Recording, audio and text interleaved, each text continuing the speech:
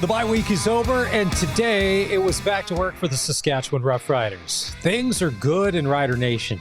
League leading 7-1, coming off a dominant win over Montreal. That even has the biggest skeptics thinking, what if? Could this be the year? We haven't felt this way in a while, have we? Remember the last time we had a record like this? The year was 2013. We all know how that turned out, don't we? Welcome. It's the SportsCage Tuesday edition, August the 12th. It's Maz in for Barney, talking sports for the next 3 hours. Lots going on. If you're listening on 620 CKRM, thank you. You got us on the app. Appreciate it. You can download that, Apple or Android store. And we're also streaming the SportsCage. You can watch on our YouTube channel at sportscage.com. Hit subscribe, or if X is one of your social outlets, you can do it there as well. Give us a follow. Lots going on today on the show. SportsCage is for Sask Lotteries, bringing communities together for Sask Lottery products, funding over 12,000 sport, culture, and recreation groups across Saskatchewan. On the show today, Tim Peel, retired NHL referee, and one of the hosts of the Snipes and Stripes podcast with Jeremy Roenick. Arash Madani is coming up just after 4. And as always, Glen Suitor with press coverage after 5. Does Glen still have that bear in his yard? That's been sort of the if there's a main story this summer with Glen Suitor, it's obviously the CFL. But the sideline, or the B story, if we were writing a movie script, the B story is the bear that's living rent-free in Suits' neighborhood in Vancouver. It's Vancouver. Can't do anything to it. You got to invite it in. Make it part of the family. Nobody's got a gun out there. You're not going to look after it. So we'll get a bear update from Suits. Also on the show today, Saskatchewan Roughrider Jameer Thurman, Trevor Harris, and coaches Mark Mueller and Corey Mace. Prairie Land Rentals text line is always open at 306-936-6262. If you want to connect with the show, you can. He was on vacation as well, along with the Saskatchewan Roughriders. Rumor was, I think he and his family were in the French Riviera. Let's find out where Dave Thomas, voice of the Saskatchewan Roughriders, spent his week off. Dave, is there? He's got a tan. He could have been in the French Riviera. How was it? How was international travel last week? Not quite international travel, but we got away. We got some golf in, so all was good. Who's a better golfer, you or your sons? Do I have to tell the truth? When I'm keeping score with an eraser, I am the best by far, but the young one's kind of got a little edge on me right now. Oh, listen, hey, if Dad's going to keep paying for everybody to keep playing, Dad needs a couple strokes a hole aside here, all right? True, Dad. All right. How was it to be back with your second family, the Saskatchewan Roughriders, back on the field at Mosaic Stadium? Bye week's over, and it was time to get back to work. You know, honestly, it was like no one had ever left because the pads were on, so the intensity was up, the practice was crisp and focused once again. The roster was the exact same as what it looked like when we went to Montreal and came back from Montreal, so no new injuries to report on. It was just a very workmanlike day today for the Saskatchewan Roughriders at Mosaic Stadium. You've watched a lot of practices over the last year and a half, being the voice of the Riders, and Corey and his staff are very efficient.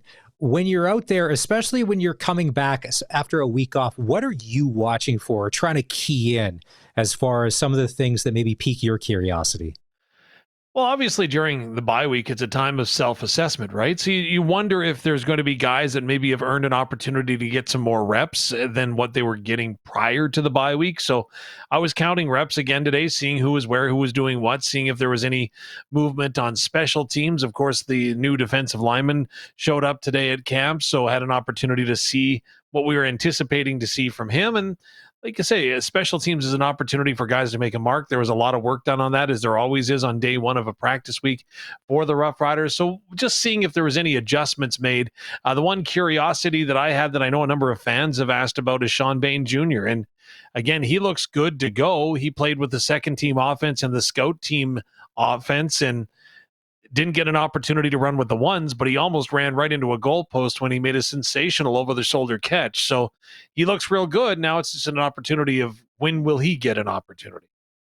That's a problem we really haven't had here in Rider Nation lately, is having too many good players on the field that the good guys who are coming off the injury can't grab a spot. So let's recap here. If you're just joining us, it's Dave Thomas, voice of the Riders, practice number 1 of the week as we get ready for Hamilton today, earlier at Mosaic. So no Sam Emilus and no Mario Alford, correct? No Samuel Emilus, no Keon Schaefer-Baker, no Mario Alford. Those are the big ones. It was great to see Charbel DeBeer.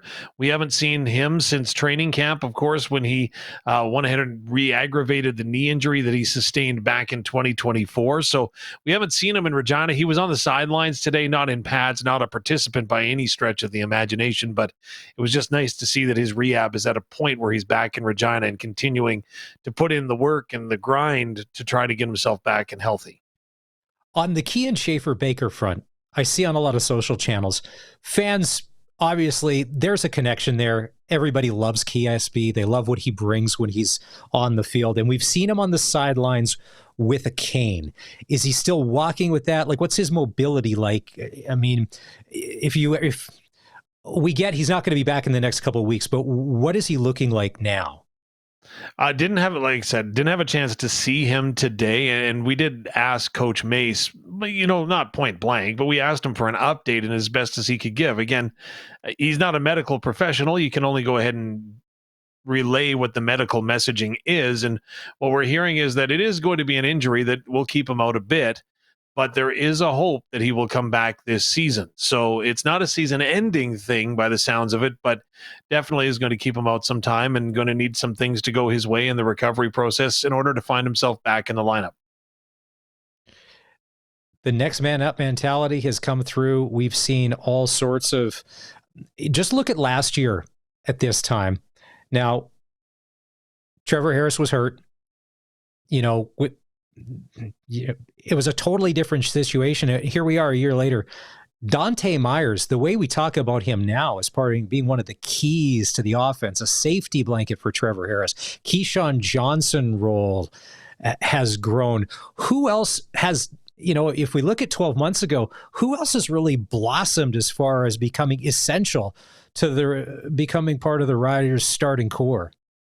Well, someone that I don't think gets enough credit and probably should is CJ Rivas, just for his versatility, because again, he's a cover linebacker, so he can take away the pass. He is extremely physical when it comes to the running game. And again, the Riders love blitzing him just because he can get there and get there quickly. And like I said, there's a guy that doesn't get a lot of praise, isn't in the spotlight a lot, but boy, when he comes to play, he has done a lot of great things defensively for the Riders this year. And then on the offensive side of the ball, again, Del Duncan Busby, it doesn't get the numbers, but if you look at his body of work when it comes to the blocking scheme and setting up the running game, Del Duncan Busby, again, in his second year as a pro, has really gone ahead and taken a step forward in my mind. I know he'd love to catch more footballs, but again, when you've got other guys like Dante Myers and who you mentioned and Keyshawn Johnson just being 2 of the 5 that are starting, it's a pretty tough nut to crack.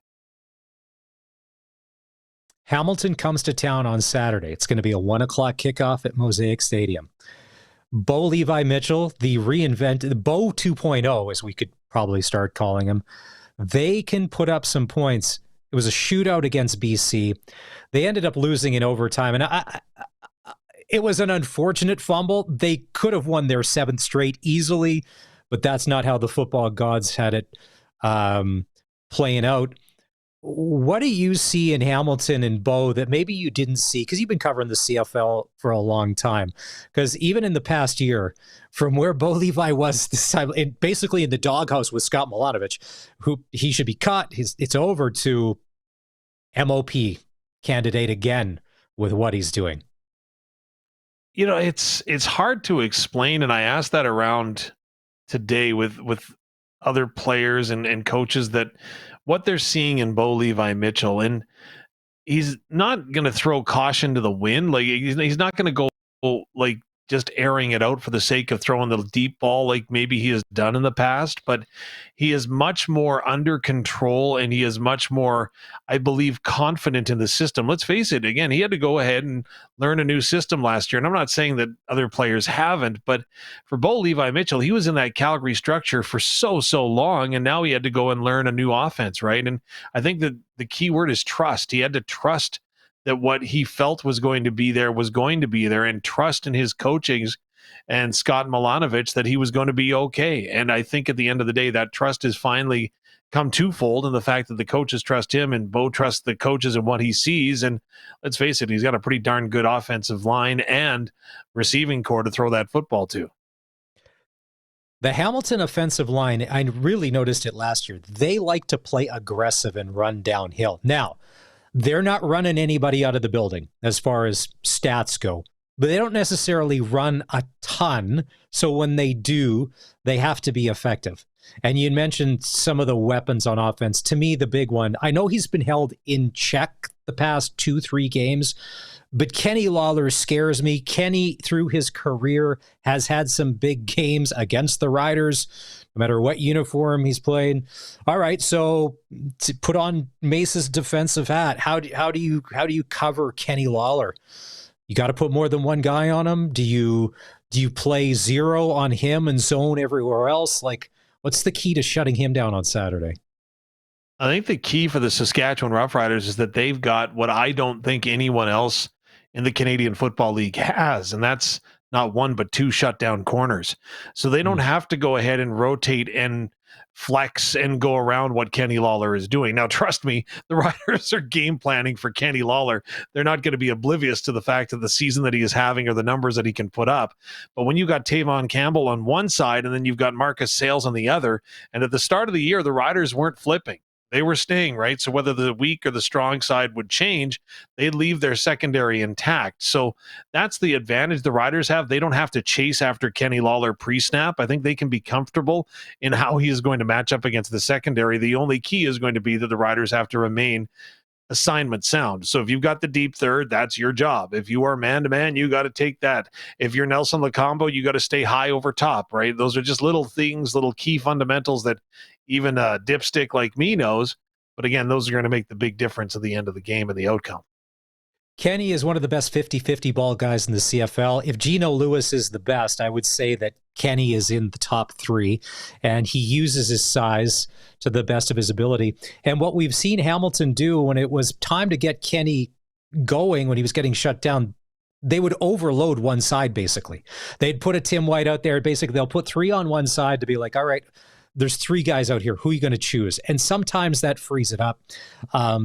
Sometimes it doesn't. Hamilton's defense, a little suspect to start the year, but they've quietly started playing better.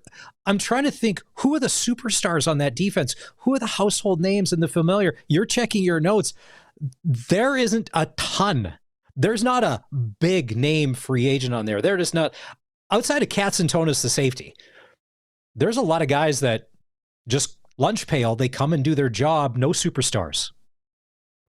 Well, after watching Stavros Katsantonis play at UBC for a number of years, boy, is he a good defender. And he is. Oh, yeah, he's a hitter. He's a hitter. I don't want to run a post pattern on him. I'm just telling you that right now. But Julian Hauser up front, they've got some other guys that can get to the quarterback in a hurry. They've done a good job, I think, of disrupting quarterbacks. So when you disrupt a quarterback, you're not necessarily going to get the numbers as far as sacks and all that fun stuff goes. But you look at this matchup, and again, Hamilton's defense, I think, has been underestimated a little bit. It's going to be very interesting to see. Can they stop the run and can they stop the pass, or can they do one of the two to make Saskatchewan one-dimensional on Saturday? I think that that's going to be the key for the Hamilton defense.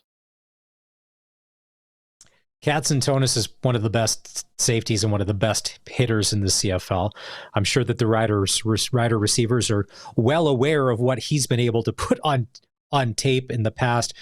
And there are plenty of teams, if you make them one-dimensional, you really take away everything. Sometimes Hamilton makes themselves one-dimensional because they just don't run the ball. I think this is the one team that doesn't mind that if they have to. Running maybe once every 7, 8, 10 plays just to keep everybody honest, because Bo can basically, as Darian said yesterday, take and pick apart that soft zone that they're going to give you and just march down the field and go from there. I'm hoping that it lives up to the first place team in the West and the first place team in the East, and we come and have a really good football game. And Dave, last weekend, everybody says those were 4 of the best CFL games we saw all season. Thoughts? Are you in that category? There was some good football in there.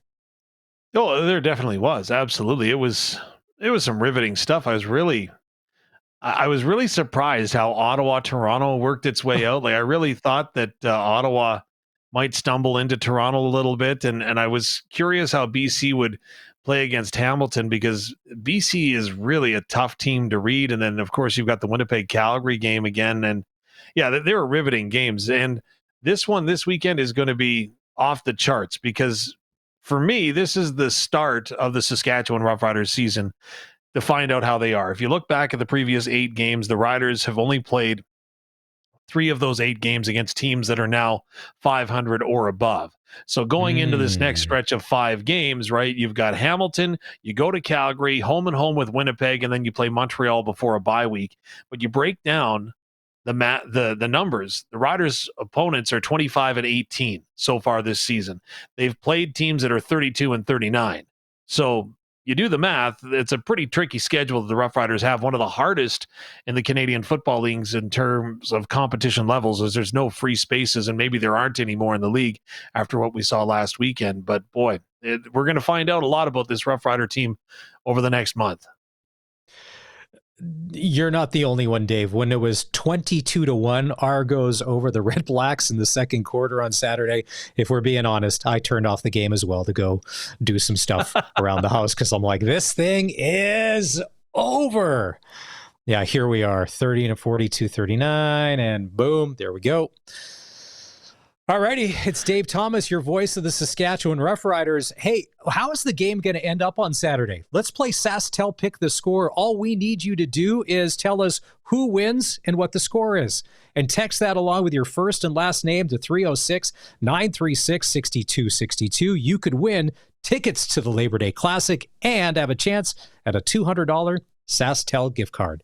Time for our first break on the Sports Cage. When we come back, retired NHL referee Tim Peel will join us. He's also one of the co-hosts of the Snipes and Stripes podcast with Jeremy Roenick. This is the home of the Saskatchewan Roughriders, 620 CKRM. Saturday is game day for the Saskatchewan Roughriders. They'll take on the Hamilton Ticats, which means the 620 CKRM Cooperators Rider Broadcast Network will kick into high gear. Countdown to kickoff starts Saturday morning at 10. Rider Nation pregame show at noon. Dave and Luke will have the call. Ticats and Riders kick off at 1. And when the Riders play, get the KFC Game Day Special, the Big Crunch for just $4.95. The Big Crunch Combo for just $7.95 at participating KFC locations. It's Maz in for Barney doing the Sports Cage today for Saskatchewan Lotteries. And let's go out on the Western Pizza guest hotline. We've had him on the show before. He's being a good dad today, taking time away from his son's budding hockey career to come back on the Sports Cage. Former NHL referee, Snipes and Stripes podcast host, Tim Peel. Peeler, how you doing? I'm doing great, Maz. Thanks for having me on. Yeah, it's only fitting that I'm in a parking lot at a hockey arena here in St. Louis. But before we go any further, because I apologize for not following the CFL this year, Brad Watson and Brad Meyer, 2 Saskatchewan former NHL refs, they love their Rough Riders. And I got to ask you, how are the Rough Riders doing this year? Well, Tim, I'm glad you asked. The Saskatchewan Roughriders are 7-1. They're the best team in the CFL. And they're coming off a dominant win over the Montreal Alouettes. So maybe if you got to text those guys to be like, hey, Tim, can we make you told us last time you were on, you were up here with Chaser to the motherland, as known as Saskatchewan. Yeah. So can we make you an honorary fan in Rider Nation? You're a Rider fan too? Yeah.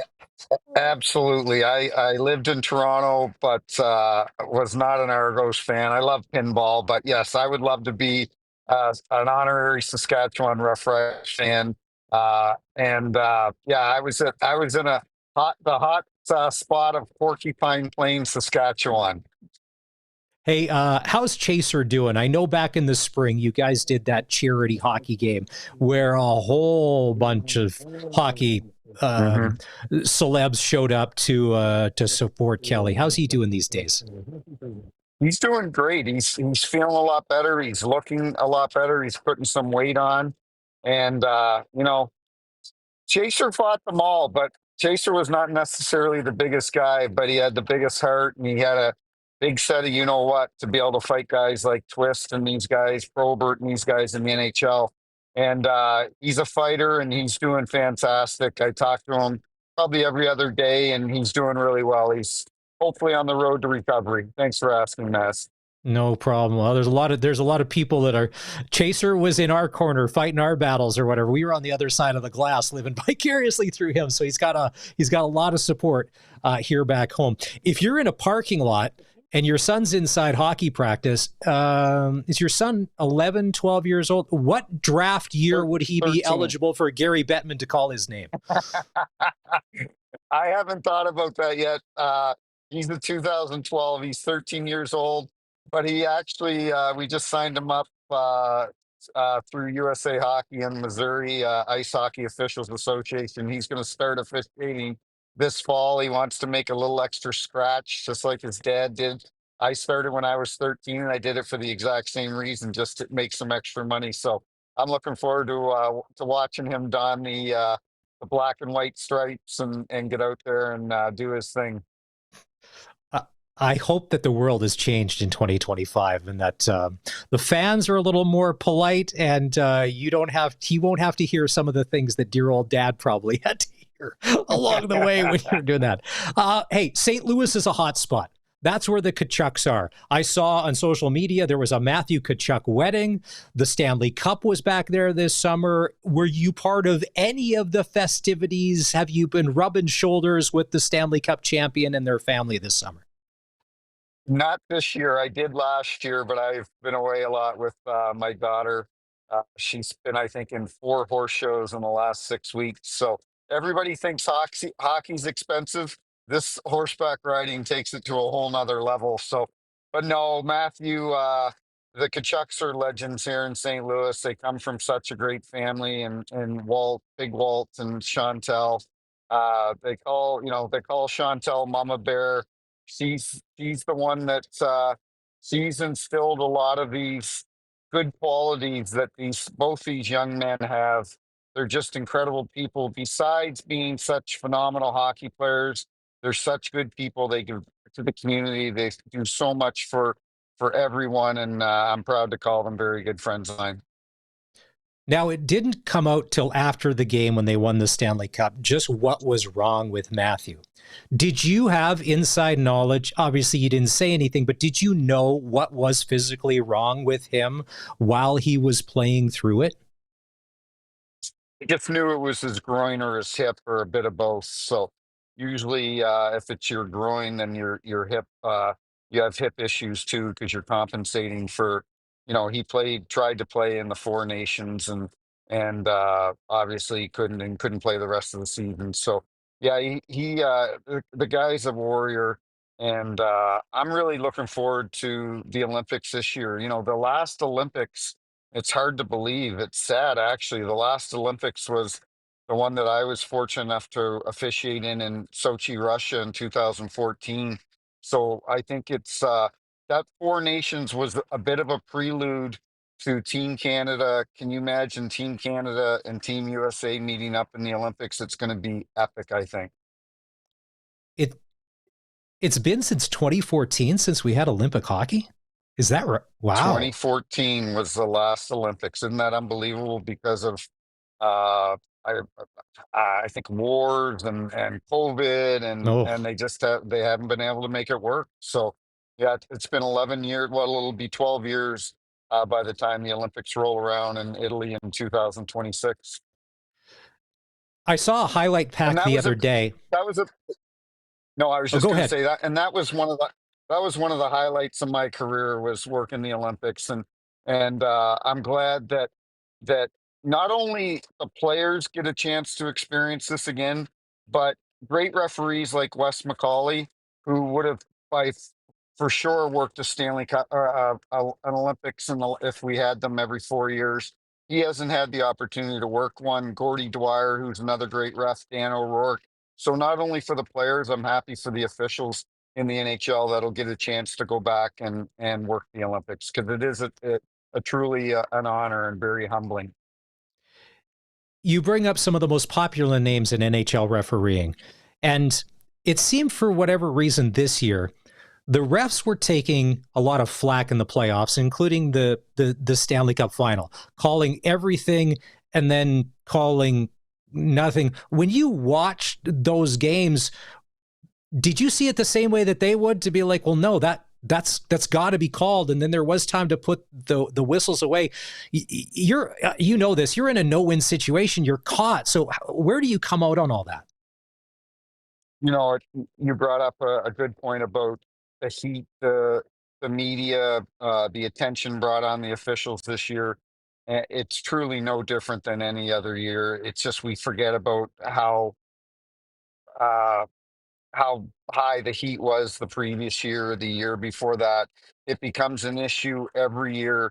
But I know, watching the games, uh, the teams that won and went on, the teams that lost and didn't move on, it wasn't because of the officiating. And you're going to have 50% of the fan base that thinks the officials did a great job, and 50% for the losing team that thinks that they didn't do a good job. But I didn't watch any games this year that I thought, oh geez, that call cost somebody a game, and it's a tough job, Mess. Well, and some of them too. The hockey players are great at a lot of things. Sometimes their acting skills, when they get caught doing something not the best, they're not Academy Award winners. It's got to be called. I saw a highlight pack the other day, and it was basically like about 3 minutes of the whole Stanley Cup final. Was Florida more dominant this year than last year? Because the machine just looked like nothing was going to stop it. There was no way that Florida was losing to the Oilers. You're right, and after the first 2-3 games of the Stanley Cup final, I said to my podcast partner Jeremy Roenick, I go, this may be the best Stanley Cup final I've seen in 10 years or longer. It was incredible hockey. But you're right, Florida just took over, and I used this analogy the other day. I said this Florida team reminds me of because they're so well coached by Pete DeBoer. It reminds me almost of a Bill Belichick team, where they'll lose on running back or a tight end or a whatever on the New England Patriots. But Belichick is such a good coach. They've got such a great framework. What's the word I'm looking for? They're so System? structured, system, everything, and they'll plug in guys, I'm sure, this year, and it'll eventually catch up to them, because I, you can't have 6 or 7 weeks off every summer, and they've had that for 2 going on 3 years now, and it's going to be extremely difficult for them to repeat. But I wouldn't put it against them, because they do have such a tremendous team, and Matthew Tkachuk is, I think, one of the best leaders, if not the best leader in professional hockey. Tim Peel joins us on the Western Pizza guest hotline. He's a retired NHL referee. He's a hockey dad. He's a horse dad, which I know is really, really expensive. All right, so there's a lot of Oiler fans that are listening to this show. You've been around the game for a long time. Between you and JR, what is it going to take for the Oilers to get over the hump? They're making it to the Stanley Cup final. They're not winning. So to hoist the cup, to make Leon and Connor's the validation that they're not wasting away in Edmonton, what's it going to take for them? I hate to. Um, it's a couple things. Like, it's very easy for people to jump on the Stuart Skinner bandwagon. Now, some of that, there's some validity behind it, because you watch Bobrovsky in the finals, and he made some saves, and I think stole a couple games. Uh, they need Stuart Skinner. Now, keep in mind, first of all, I love Stuart Skinner. I love his attitude. He seems like a tremendous person. Um, but he's only 23, 24. a lot of these goalies don't really reach their peak performance until they're 27, 28. So I wouldn't give up on Stuart Skinner yet. I think they need to get deeper on the third and fourth lines, and that's what Florida has. They just rolled four lines. They didn't play three lines. They just rolled four lines. Strong on defense, but I don't think defense was a problem with Edmonton. I'd love to see Connor and Leon win a Stanley Cup. I think it'd be great for hockey for both of them to win, especially Connor being the face of the league. Um, but it's a tough job. It's they've got to the final the last 2 years. They're one of 32 two out of 32 teams that have made it to the Stanley Cup Finals. That's extremely difficult to do. And then there's a really fine line between winning and losing. And it'll be a challenge for them to get back to that again this year. With the NHL draft, I've always wondered, they interview these players, they ask crazy questions. They're always looking for good quality people and integrity and all of that. Are general managers allowed to talk to you guys or officials in the offseason to ask about a player on the ice, to be like, hey, Peeler, how is that guy? How is he received? Because sometimes you don't always see it from the press box. You would hear what goes on the ice. Now, these are guys that are already in the NHL, but when you're looking to build a team and bring people in, does anybody ever quiz you on, hey, who's somebody out there that gets a lot of respect that maybe we don't see, or that has a voice that maybe isn't heard?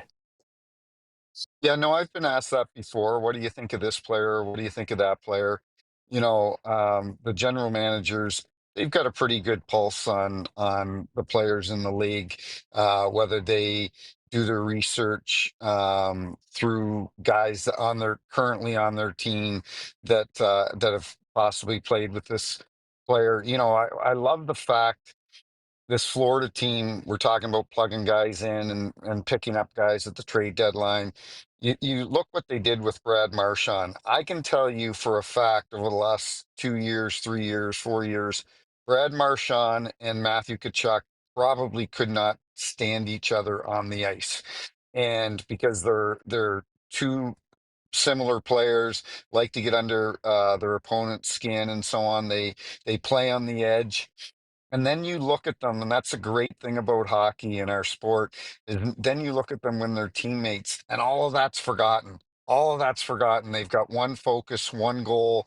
I'm watching them. They're in the pool together in the Bahamas after the Stanley Cup. They're best buddies now. So, you know what? The players and the GMs, they've got a good pulse. I have been asked before about certain guys, but it probably doesn't happen as much now as it used to.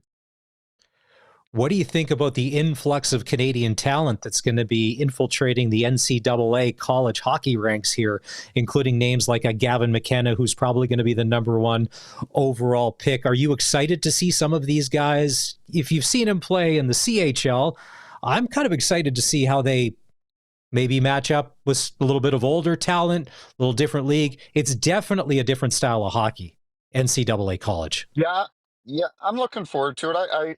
I have mixed emotions on it. I grew up, my career started in the Canadian Hockey League and the Ontario Hockey League.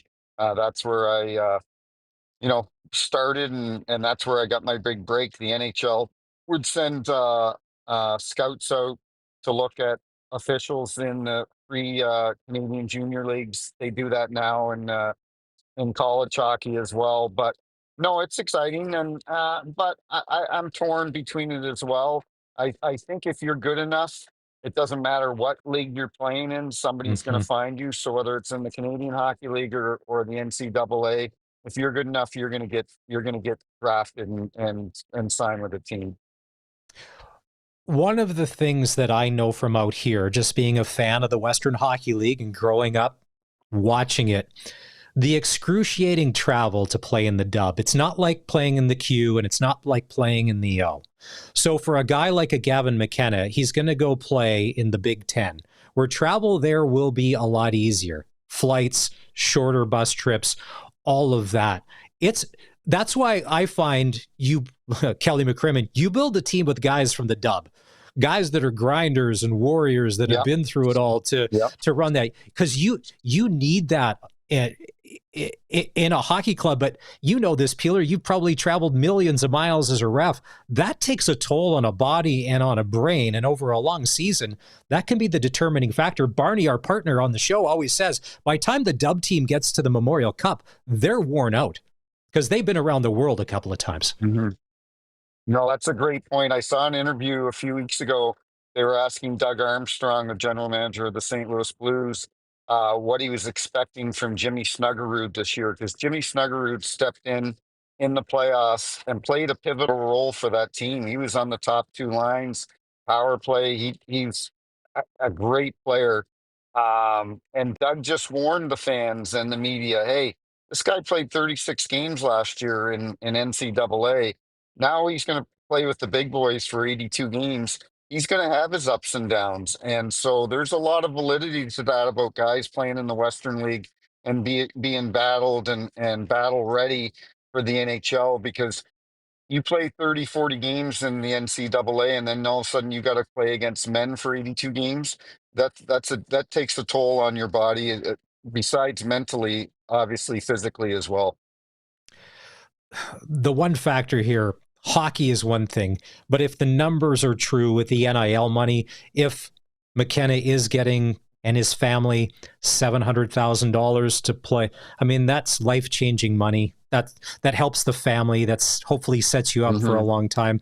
I think that's one of the factors that sometimes the fans don't take into account. It's expensive for mom and dad to shell out. And yes, when you get to the higher levels, the teams pay for the skates and sticks, but hockey is expensive. And if there's a chance to make, because what's the average salary in the AHL or playing at the East Coast? Anywhere between $40,000 to $70,000 a year, correct? Correct. Yeah, they're probably paid 70, 50, 60, 70 in the American Hockey League. You know, I joked with my good buddy Jamal Mayers the other day. Actually, I just had coffee with him this morning. Played in the NHL for 16 years, won a Stanley Cup in Chicago, and I bought skates for Bronson for this upcoming season, and they were $1,300. And I said to Jamal, I said, I thought, what's that slogan? Hockey is for everyone. Go, no, hockey isn't for everyone. It's expensive to play, and you know what? I don't know Gavin McKenna's background, what his parents did for a living, but you're absolutely right, Maz. You got a chance to take 700 grand and maybe, pay off all your parents' debts and buy them something and make life a little more comfortable for them. I don't fault anybody for doing that. No, not one bit. Well, Peeler, thank you for doing this. We always appreciate your time. Hey, as far as the podcast, you and JR go, hey, any highlights out of the past couple months, or guests that you've had on, episodes that we all got to go back and listen to, that you go, you know what? That was a good show. Because sometimes you get, whether you're to go with that was a good game or that was a good show. Who are some of the guests that have ticked the boxes for you?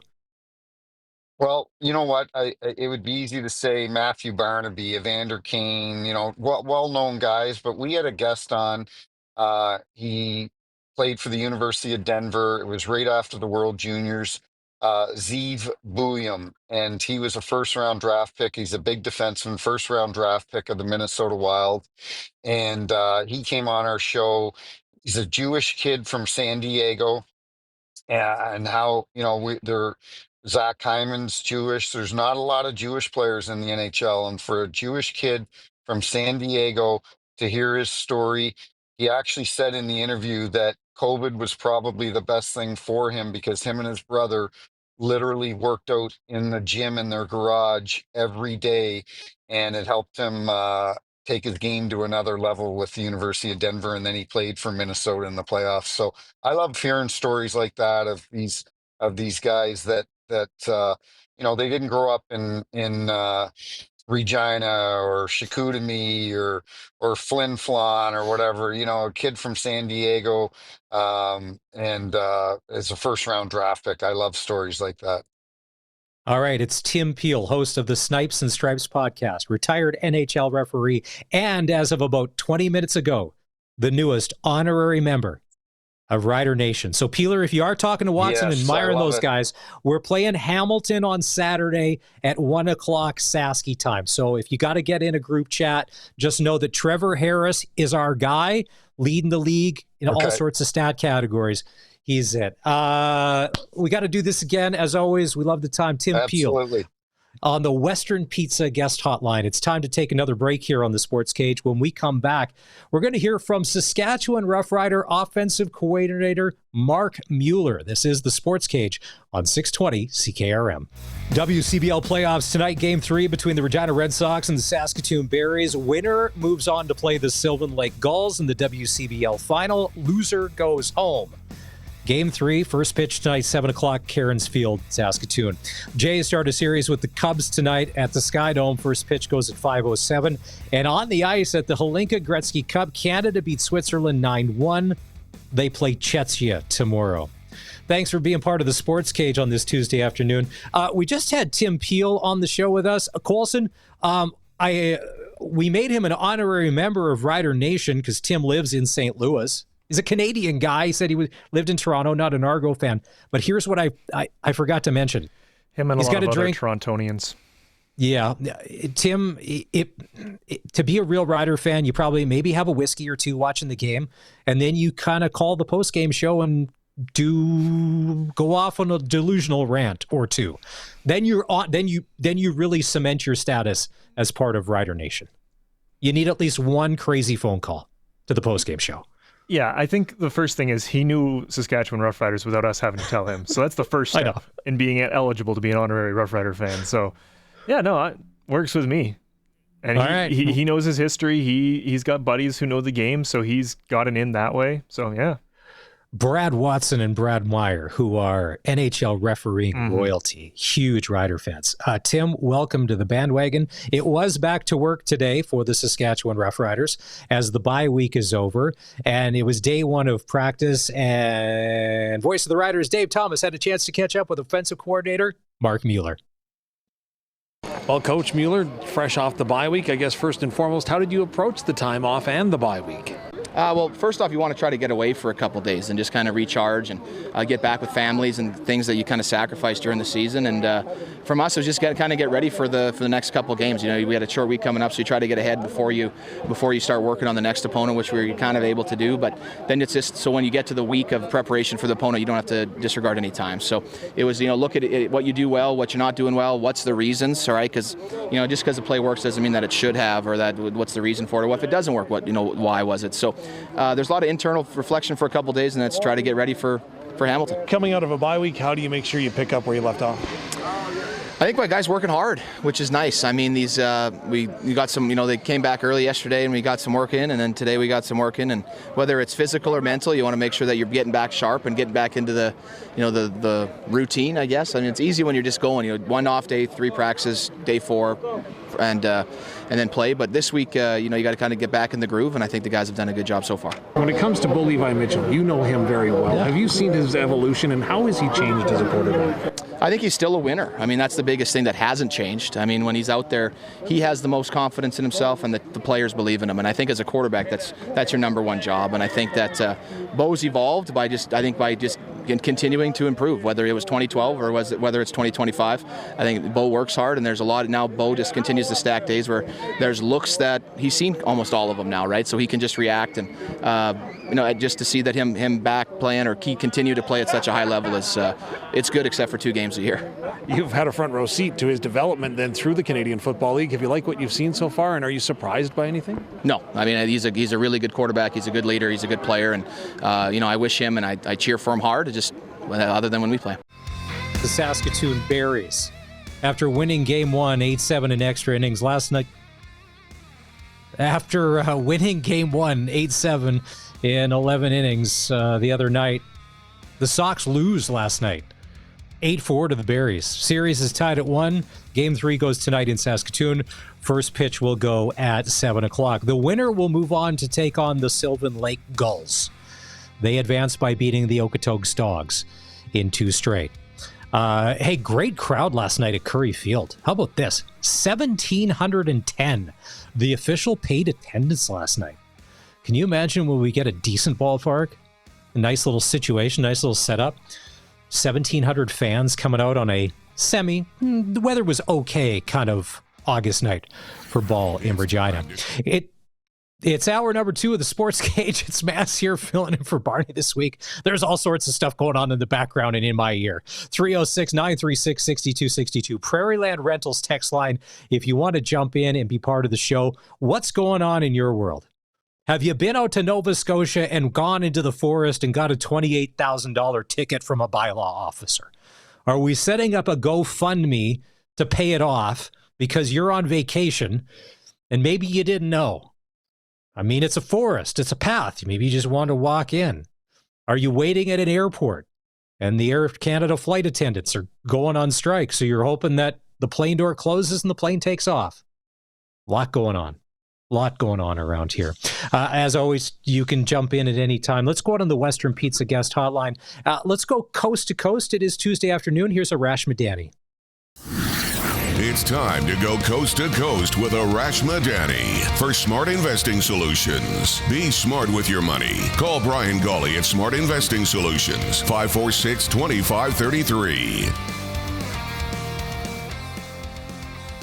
Arash, when it comes to flying, are you more of an Air Canada person, WestJet person? When you're planning your travel, who's your go-to airline these days? I am AC. I am Star Alliance all the way. If I'm working or I'm going to be awake for the flight, I'm an aisle guy. If I want to have a nap and if I know I'm going to sleep, I'm a window guy. So, what about you, Maz? A lot of it dictated by price, but now when we go as a family of 5, there's other factors besides price. It's availability, Sure. It's schedule. When you're traveling with 3 kids and the time of day, that's big. One of the things, Arash, and I don't necessarily know, because if you travel a lot for work, those people almost become like part of your work family. You know this. You'll see the same faces, the cabin crew and some of the pilots. A lot of people don't realize flight attendants only get paid for when the plane is actually in the air. So when they're welcoming you Correct. on board, not paid. Safety demo, no vaping, Arash. No smoking, Arash.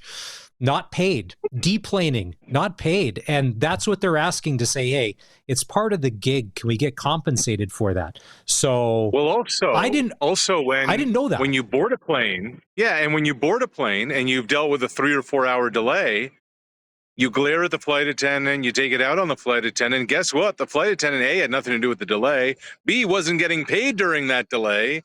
C, if the delay is long enough and they've been at the airport long enough, they may send them home because there's only X number of hours that they can be on the clock, even though they're not getting paid. So there's a lot to it. Always root for the labor when it comes to these kinds of things, Maz, you know? Here, I'm with you, especially from a good blue-collar place like Sasky. All right, a couple of weeks ago, we'll give you credit. You turned us on to this. Vicky and Boko, the story wrote itself. The story ended up with the ending that you could write the movie script about. But when you were on last week, the final was happening, so we didn't have the conclusion to the movie. But it all worked out the way it should, didn't it? The conclusion of the movie included a trophy lift for an 18-year-old who wouldn't have even been in the tournament, Maz, if it were anywhere else in the world except for Canada. And instead, at a WTA 1000 premier event, like as good a tournament as you're going to get outside of the 4 majors, here is this kid who began the year ranked 333 in the world, cracking top 25 in the rankings. Like it defies logic. It's beyond belief. It doesn't make sense. It's incredible. She beat 4 Grand Slam champions on her way to the title. And the last time someone did that this young, Serena Williams in 1999. It's just an amazing achievement, an amazing accomplishment. If it could parallel a Serena Williams-like career, I think Boko's going to be doing okay. Yeah. All right. If you're watching the stream, Arash is outdoors and there's a forest in the background. But if he is in Nova Scotia, I'm not telling and I'm not blowing his cover, so let's go to the CFL. This Winnipeg Blue Bomber team, 3-1. Arash, the Bombers are 4-4. What's happening in Las Vegas, as the kids call it these days, which I love, by the way. Is that what they're calling it? Are they 4-4? Or are they 4-5, Maz? Aren't they 4-4? Oh, I believe maybe I'm giving them too much credit. I'm giving them too much credit if they're 4-5. Here's the thing about pro sports, and especially pro football. You have to identify the warning signs before they are there. And there were a bunch even early when the Bombers were winning games. And you kind of look at it now and you're saying to yourself, like, look, at 3-1, I was kind of wondering what was going on with Mike O'Shea. I didn't like how things were kind of progressing. Winnipeg has become a little bit of a reputation team. And that's what happens when you get to 5 straight Grey Cups and you start over-evaluating your own players, your own talent, and you think you're a little better than you are. And that also extends to coaching staff. Look, I'm all for Jason Hogan getting the opportunity as an offensive coordinator. Yes, I guess he paid his dues. He was the running backs coach, and Brady Oliveira vouched for him and advocated for him. It just feels right now, Maz, the Bombers are way over their skis. Their roster probably isn't as good as they think it is. Their coaching on the offensive side of the football is lacking, and the results are showing it. Like, this is a team that only has, one win in their last 5 games, and that's against a pretty meager Argos team. This is not good. Like, there were warning signs, and now it's ablaze, and I wonder how they're going to get out of it. I really do. It definitely is unfamiliar territory for Bomber fans because they're so used to it. Because look at this. Just hold on. Like, they're up 17-0 on Calgary, right? You're saying to yourself after the first quarter, you're saying to yourself, this game's over, right? That's what happened to the Bombers of old. The Bombers of the last few years would not lose a game leading by 3 scores. It was automatic. And, like, these are some of those, like, the warning signs I was talking about. They were all on display the other night. Hogan's situation as offensive coordinator reminds me a lot. Remember when the Riders hired Kelly Jeffrey as the OC here with not a lot of pro experience or any at all? Now, O'Shea seems like a loyalty guy. And like you had said, if Hogan paid his dues throughout the years and just biding his time, there is that. Some people wanted maybe a bigger name. Some people don't realize Dalton Schoen's on the 6-game list. They don't necessarily have great depth behind them because Drew Wolodarski's not there. He's a Hamilton Ticats, correct? Like, they've been plucked in Kenny areas. Lawler's not there. Kenny Lawler's not there. That's the big one, yeah. And Zach Collaros has taken more hits, it seems, this year than he did all of last year. And it was great to see Zach have a rebound game on Saturday. He took some hard shots, but he pulled himself up. But he's getting knocked around like he's not used to. Like, it's funny. There's another year on everybody. Willie Jefferson dominated a game a couple of weeks ago, but I get it.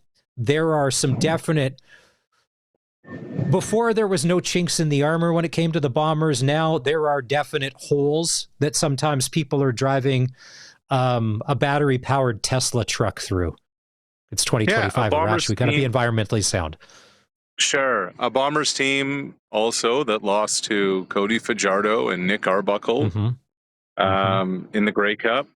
A Bombers team that led in the 3 Grey Cups that they lost at the half and didn't finish. A Bombers team that continues to let people out the door and are not properly replacing them from a talent standpoint and from a coaching standpoint. From the coaching standpoint, I kind of get it. You're almost handcuffed with this idiotic staff administration cap. But I hate that. Yeah. When it comes to players, though, Maz, like, you talk about Wolodarski, we talk about Lawler, we talk about the dudes that have left. Tyrell Ford. What have they been? what have they been replaced with? It's a lot of the same old heads that are still around there, and they got old fast. The head scratcher of the week to me, the Toronto Argonauts go up 22-1 on the Ottawa Red Blacks in the second quarter. I turned off the TV. I had other stuff to do because that game was over. There was no way. I'm like, this is off. Ugh, East Division, CFL, this is awful. I came back around the start of the fourth quarter when some of the fireworks started going off and the points and scoring. But don't tell me that the Ottawa Red Blacks are now dangerous because they beat the Argonauts in a comeback win and all the problems are solved. They still should be relegated, those two. Sure. And I guess Edmonton, do we think they're legit now because they went into Montreal and won a game? No.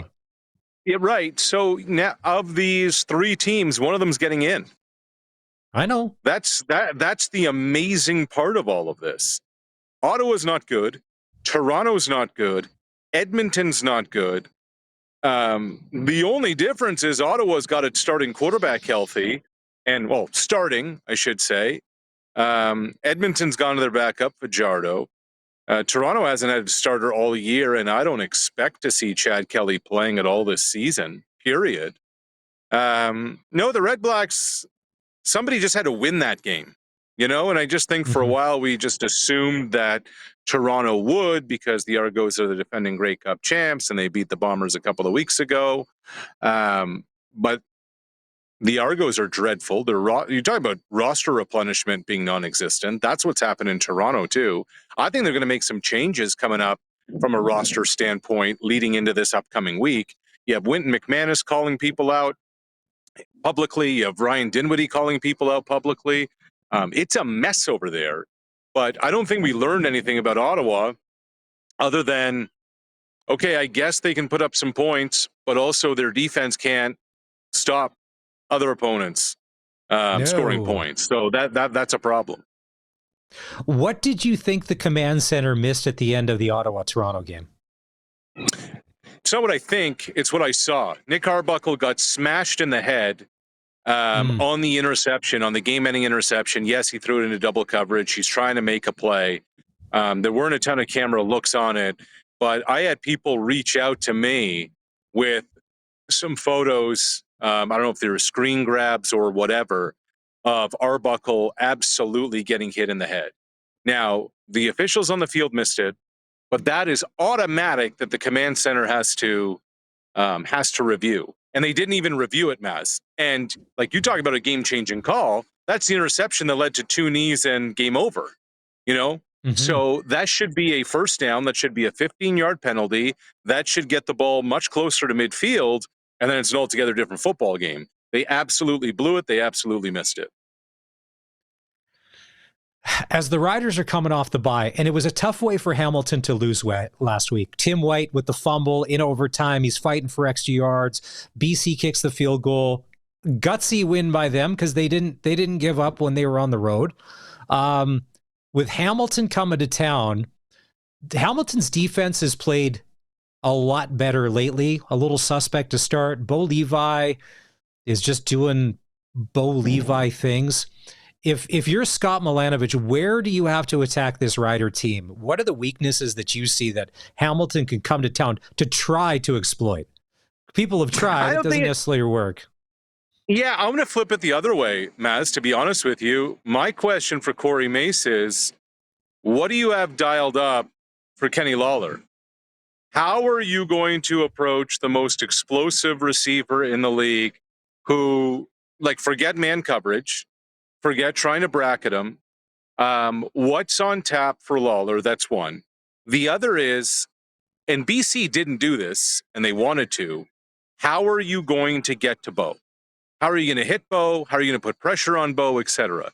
The one thing, not the one thing, but among the things that Mace has in his back pocket here is how many seasons as a defensive line coach in Calgary did he go up against Bo Levi in practice?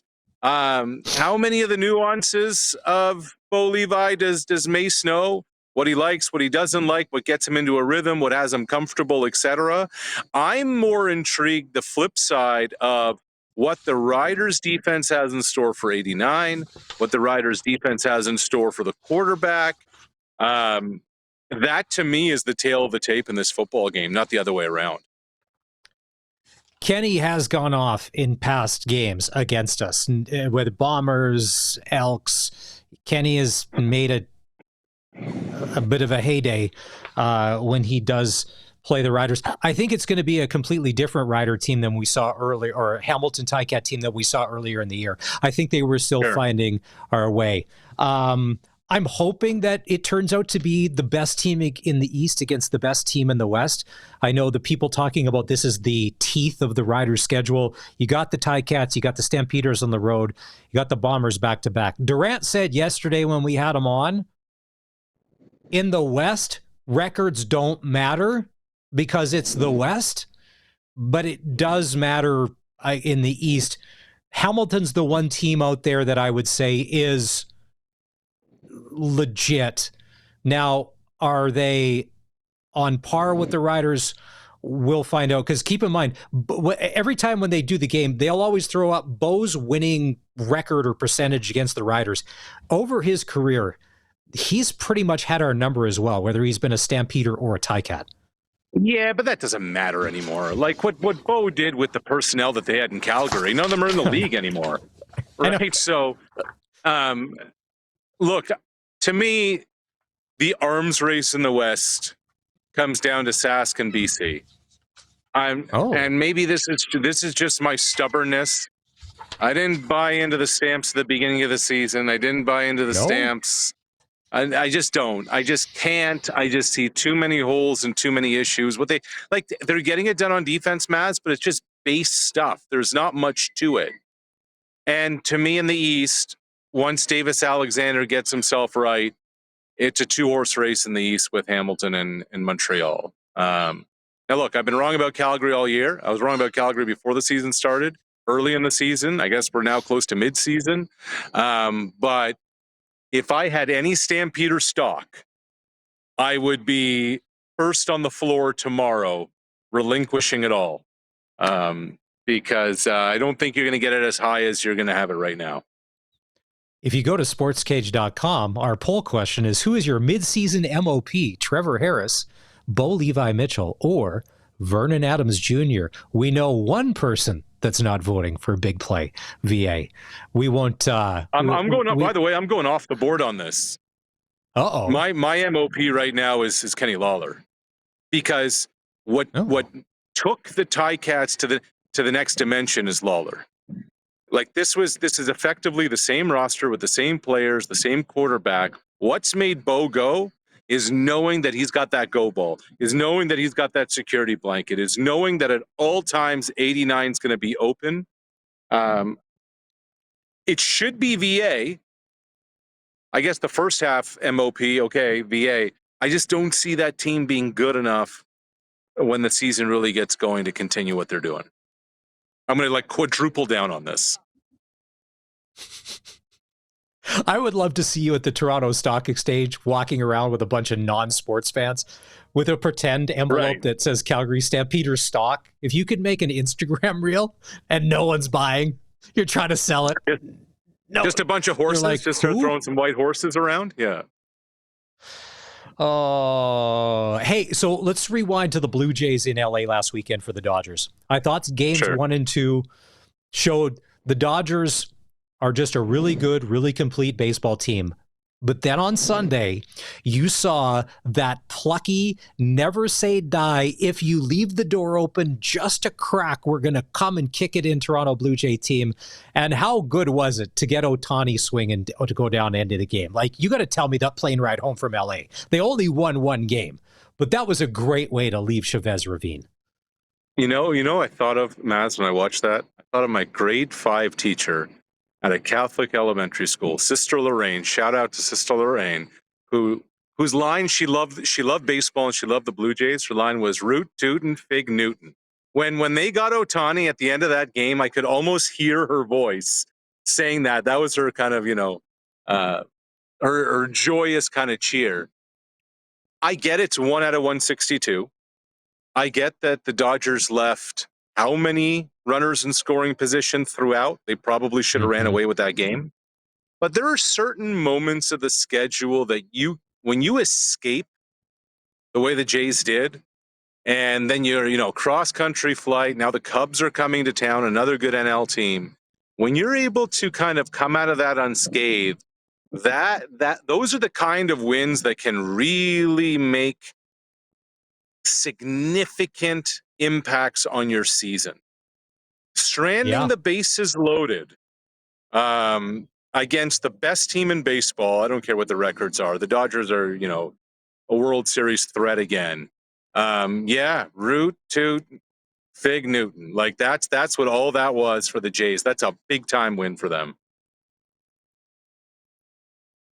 If we could get Hoffman maybe not to walk the first batter he faces every time going forward, I'm not much of a baseballologist, but that would be my free advice. Yeah. Over the weekend, the New York Yankees. You're onto something there. Confirmed. Don't walk the first batter every time. Yes. The New York Yankees, the team that's making headlines for all the wrong reasons, because it's funny, since the trade deadline, when they picked up everybody, now they're going the wrong direction in the standing. What was it? It was old timer weekend or classic Yankee weekend in New York. They brought Johnny Damon looks 75, and Johnny Damon's not 75. Johnny Damon's not 75. Johnny Damon was on the Yankee 2009 team, the last Yankee team that won a World Series. But how about Mariano Rivera, who only retired a few years ago? He's out there in the outfield. I think we have video of this, that he's kind of acknowledging the crowd, and then he kind of runs forward, and then his Achilles gets out. Ouch. So Mariano Rivera, the greatest closer in the history of baseball, acknowledges the fans, runs forward, and pop. Just another reminder, Maz, for all of us, Father Time is undefeated.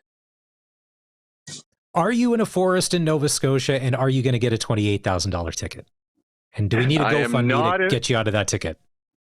You know what? If it's a non-taxable item, why don't we just say I am, and let's get that GoFundMe fired up.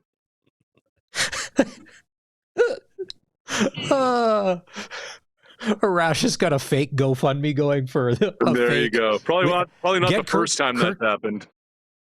Get Curtis or Colson to do a fake screen cap of the ticket. We'll change the name there, or Photoshop or whatever. Pretend you got it. We'll just get the, speaking of crazy things happening in this country. Hey, how about the Canadian tourism industry? Oh, wait, don't go there.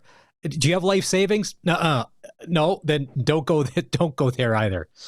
Oh, and that's the amazing part, is that, as a native Nova Scotian, so many Canadians have decided to come out east because no one's going south, and then this happens. I know.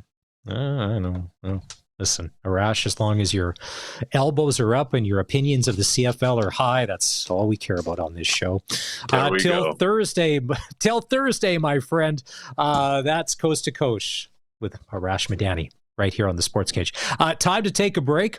When we come back, we'll go back to Rider practice and catch up with Saskatchewan Roughrider head coach Corey Mace. This is the SportsCage on the home of local sports in Saskatchewan, 620 CKRM. Clutch performer, this one is easy. The 1,710 Red Sox fans that showed up last night at Curry Field to watch the Sox take on the Saskatoon Berries. Now, it was around 5 o'clock. There was about 900 tickets sold. Wow, what a turnout last night. Tonight, the Sox need a win in Saskatoon to move on to the WCBL final against the Berries. Cairns Field, Saskatoon, first pitch. Travis and Shannon texted in, Prairie Land Rentals text line, listening to the show, driving to Saskatoon, Sox fans, to go watch the game. If you're headed up, how are you? How's traffic? Let us know. Yeah, it's win or go home, basically. Winner of tonight's game between the Berries and the Sox will move on to play the Sylvan Lake Gulls for the WCBL championships. It's crazy to think about, Colson. This is nuts. So when we had Gary Protzel on last week, and when Gary said, on about July 15th, we completely lost our starting rotation pitching because they all left, and we've had to rebuild. And just how he casually said it, I'm like, yeah, this is normal. This happens a lot. Everything's fine. Yeah, everything's fine. That meme where there's that little cartoon character with the flames. Cartoon dog with everything on fire around him. Yeah, this is fine. It's fine. That was Gary when he's like, yeah, well, we lost all of our pitching staff back in July. What? Yeah, it's crazy. Hey, you know what? Go Sox. Speaking of the Prairie Land Rentals text line, I'm asking you for your help on this because there are a couple of skills, Colson, that you have mastered since we've been working together on the Sports Cage. One of them is the ability to butcher any name anywhere, no matter how common, how complex. Colson Schultz is not a name guy. So we're playing Pick the Score for the Rider Ticat game on Saturday. Riders 24, Hamilton 14. First name Jeff. Now I need you to tell me how to pronounce this last name. K-S-E-N-Y-C-H.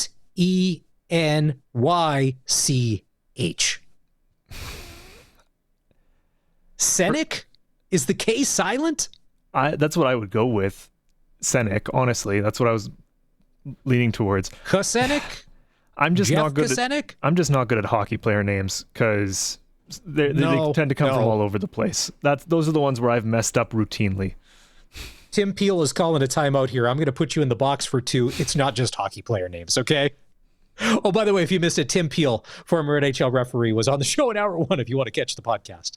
And what is it, John, the Habs fan? He texted in. He wanted to ask Tim if he hated the Habs because every time apparently he reffed a Habs game, they lost. Yeah, sorry, John, I missed your text. We would have asked otherwise. But we'll have Tim back on at some point. We can ask him then. Peeler's great. He's got to go make some money. His daughter's into equestrian, and he thought his son's $1,300 get the 13. I think we need to go to extreme hockey. We could probably hook Peeler's son up with some skates that don't cost $1,300. Wow. Yeah. To play Pick the Score, it's easy.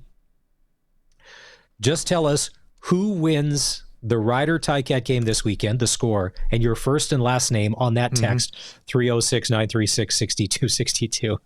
And then at the end of the week, we're just going to block out a whole segment. Colson is just going to read names from all throughout the week, start to finish, just names nonstop. You could win tickets to the Labor Day Classic or a $200 gift card from Sastel. I haven't agreed to this. I saw a post a while ago about kids' sports and athletics and which ones are the most expensive, and I don't think equestrian was on it. Because it should be. It should be, and I think that would be probably the most expensive.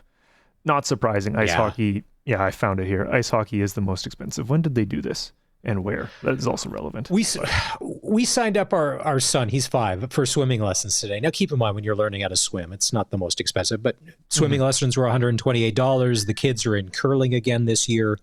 I think that's a couple $100. Yeah, we got to buy them their brooms and their shoes. And Colson, I was out today, and I know you don't have kids yet. I was out today our daughter's 13, and we're like at the point of, we think she needs her own phone. She's going to be going into grade 9. Everybody else has a phone. That doesn't mean that she needs one just because everyone else has one. I'm out trying to get a straight answer. How much does it cost to add a line to the plans we have? If we don't, and do you know that she'll get a better deal on a new phone than we would? And we've been with the same company for years. Her as an outsider, never before customer will get a better deal on an iPhone than sucker loyal over here. I have friends who switch providers every 4 or 5 years just because they keep doing deals for new customers, but not deals for loyal customers. So yeah, that's definitely a thing. I know.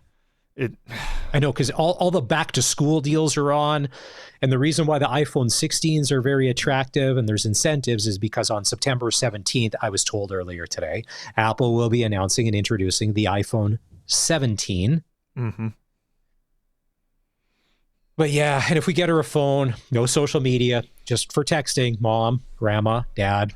Just get her a flip emergencies, stuff like that. No, honestly, I looked at the Mike McCullough special in the store, but it was the texting thing where you got to you're hitting the 2 multiple times to do it. And then I don't want to be in trouble with my wife.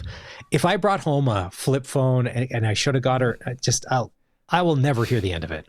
So Yeah, it's a lot. By the way, if I said yesterday there was 3 weeks left in the kids' summer vacation, today there's 2 weeks and 6 days left in the kids' summer vacation, just in case anybody's keeping track. All right, time to go back to Mosaic Stadium. Riders were back on the field. The bye week is over. And voice of the Saskatchewan Roughriders, Dave Thomas, had a chance to catch up with head coach Corey Mace. Coach Mace, a padded practice to kick off your return from the bye week. Is there a message behind that? Just to get us humming, after some time off. I think it's good. It's good competition, and really I thought the guys enjoyed it anyway, so it worked out good. So how do you pick up where you left off? Again, riding a high after that win in Montreal compared to the last time that you came off a bye week and maybe came out a little flat against Calgary. How do you counteract that? Yeah, I just think, you got to learn from those mistakes. And again, I don't want to take anything away from Calgary, as we know they're a good team, man, but I thought as far as our effort was concerned and how we looked, it just didn't look like us. You know what I mean? So, just learn from that and just put in the front of your mind that same thing we talk about, you got to prove it every week, and you can never let your foot off the gas. Now, all of this being said, the team is still 7-1. Did you take off any time to enjoy that mark or have any happy emotions? A little bit of happiness just about, I think, how we performed the last game is just, I thought, to this point was the closest thing that we've looked to the version of what we want to be, and still lots of room to grow. But that, whatever, that was just the last game. Everything else is just, it is what it is, and we're very conscious of this is not anything that we set out to do, is where we're at currently. So there's lots of work to do, and we'll continue just to push to find ways to get better. You obviously were on a roll, Coach, heading into the bye week. Does that momentum carry forward? I think just, it's good, I think, just mentally and physically for some of the guys just to have some time. They miss each other, so it was good to have everybody back. But, slate's clean. It's a new week against a really good football team who's hungry. And we got to be on it, man. It's every week is the same thing. But it's just, getting back into the groove of it and trying to hit the ground and running instead of having to baby step out of a bye week. We want to continue to progress forward. A lot of fans around the CFL are licking their chops for this week's matchup of division leaders. Tell me a little bit about the matchup as you see it. Yeah, no, incredible matchup. Their defense has been doing some outstanding stuff. They're coached well. Special teams, I know that the returner was banged up a little bit, but he's, one of the most electrifying guys in the league. And then offensively, what Bo's been able to do with, Kenny, obviously, and then, Keandre's been going and Tim's been rolling, and, Greg Bell's a good back, and the offensive line has been proven. Like, they're a good team. We believe we're a good team, and we know it's going to be a battle. But, we're playing with one extra here. I'm hearing the fans are showing up for this one, so it's going to be fun. The other matchup is Trevor Harris and Bo Levi Mitchell, two quarterbacks that a lot of people have a lot of appreciation for, which I'm sure you do too. Yeah, no, incredible amounts of respect. Personal opinion, two future Hall of Famers, in my opinion. Just to see them compete at a high level amongst their teammates. It'll be fun to take in for anybody who's coming to watch it. But, again, just having the time spent around both those guys, super competitive. They're going to do everything possible to push their team forward, and nothing but respect for both guys. So, it should be a good one. I like Coach Mace turning up the intensity day one after a bye week. Padded practice? Corey Mace, who are you? Wow. No easing into it. For a lot of us, if we've been on vacation and we come back to work, what's the plan, right? Show up. If you get a lot of places, you got to show up again. And that's okay. I'm okay with that. But as you try and ease in, it's usually as little as possible. If you have a meeting, look like you're engaged, but still don't do anything. Maybe by lunchtime. No. Pads on, boys. Let's go. All right. That should wake some people up. I think 7-1 and Coach Mace, from what we've heard, means business. Every game's important. Not taking Hamilton lightly. I can't wait for Saturday. Ooh, and it's a doubleheader, and we get the early game. I'm sorry, but I'm an old school purist. I like the early games on Saturdays and Sundays. There's just something about it. You get up, something to eat, go for lunch, have a drink. The stadium, have a drink. Keep trucking. It is Tuesday, which means trivia for Pump Jacks. Now, last week,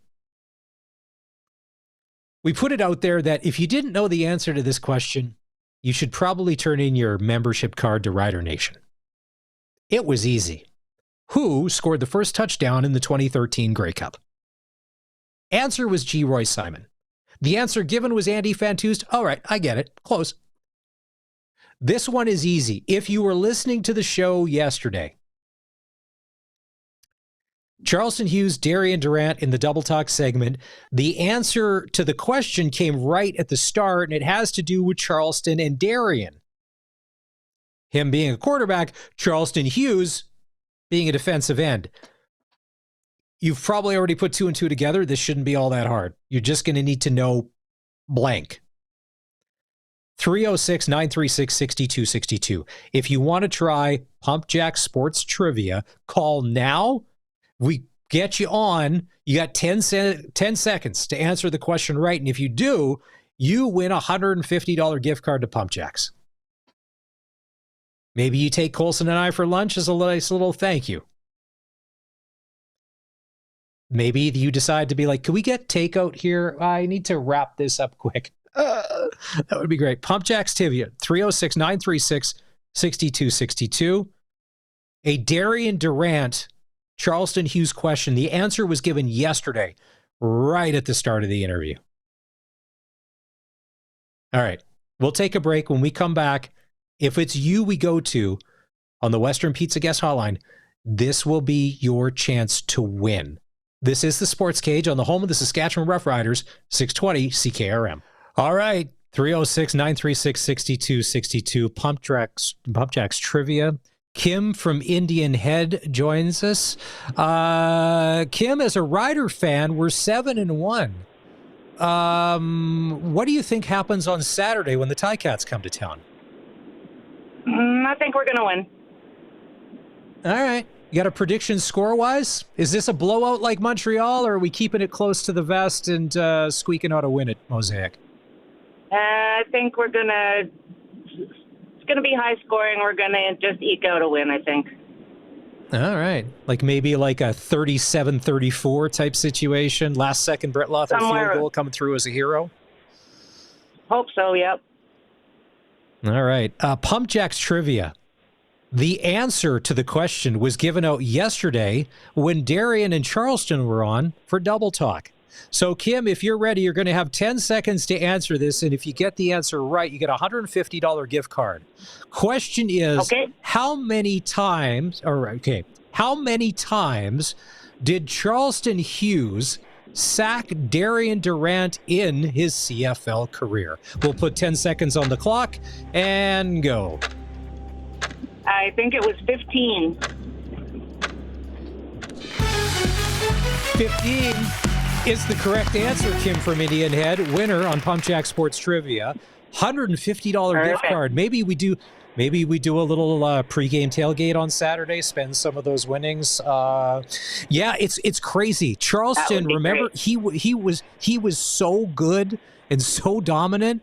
And Darian said he could have, if he got 15, he said he could have had 25. But Darian was able to slip away a few times. He was our guy. He was so. Hey, Kim. Kim, thanks for listening and congratulations. $150 gift card to spend at Pump Jacks Cathedral. Thanks for being part of the Sports Cage this afternoon. All right, nice. Perfect. Thank you so much. No problem. Pump Jacks Trivia, we'll do it again next Tuesday. The pot will reset at $50 and will grow with every wrong answer, and we will go from there. It pays to listen to the Sports Cage. All right, final break for this hour. When we come back, the Hlinka Gretzky Hockey Tournament is on, and Team Canada, okay yesterday, a bit of a blowout today for the red and white. We'll dive into that. This is the Sports Cage on the home of local sports in Saskatchewan, 620 CKRM. Tonight, WCBL playoffs, Regina Red Sox and the Saskatoon Berries. The winner moves on to the WCBL final to take on the Okotoks Gulls. The loser goes home. Red Sox and Berries, first pitch in Saskatoon tonight at Cairns Field will go just after 7 o'clock. Sylvan Lake Gulls. No, I get it. Yeah, I know. Okotoks are out. Colson, I get it. It's the Sylvan Lake Gulls. And sometimes birds on the baseball field aren't necessarily a great thing. Jay starting a series with the Cubs. First pitch goes in about 10 minutes' time. And on the ice at the Hlinka Gretzky Cup, Canada beat Switzerland 9-1. They play Czechia tomorrow. All right, final hour of the show is coming up. It's the Sports Cage. We will hear from Saskatchewan Roughrider quarterback Trevor Harris, defensive star Jameer Thurman, and up next, press coverage with CFL legend and Grey Cup champion Glen Suitor, right here on the Sports Cage on 620 CKRM. So today, here's what we've learned from some of our guests. Arash Madani is not buying Calgary Stampeders stock. He's going to be at the TSX tomorrow on the floor trying to sell.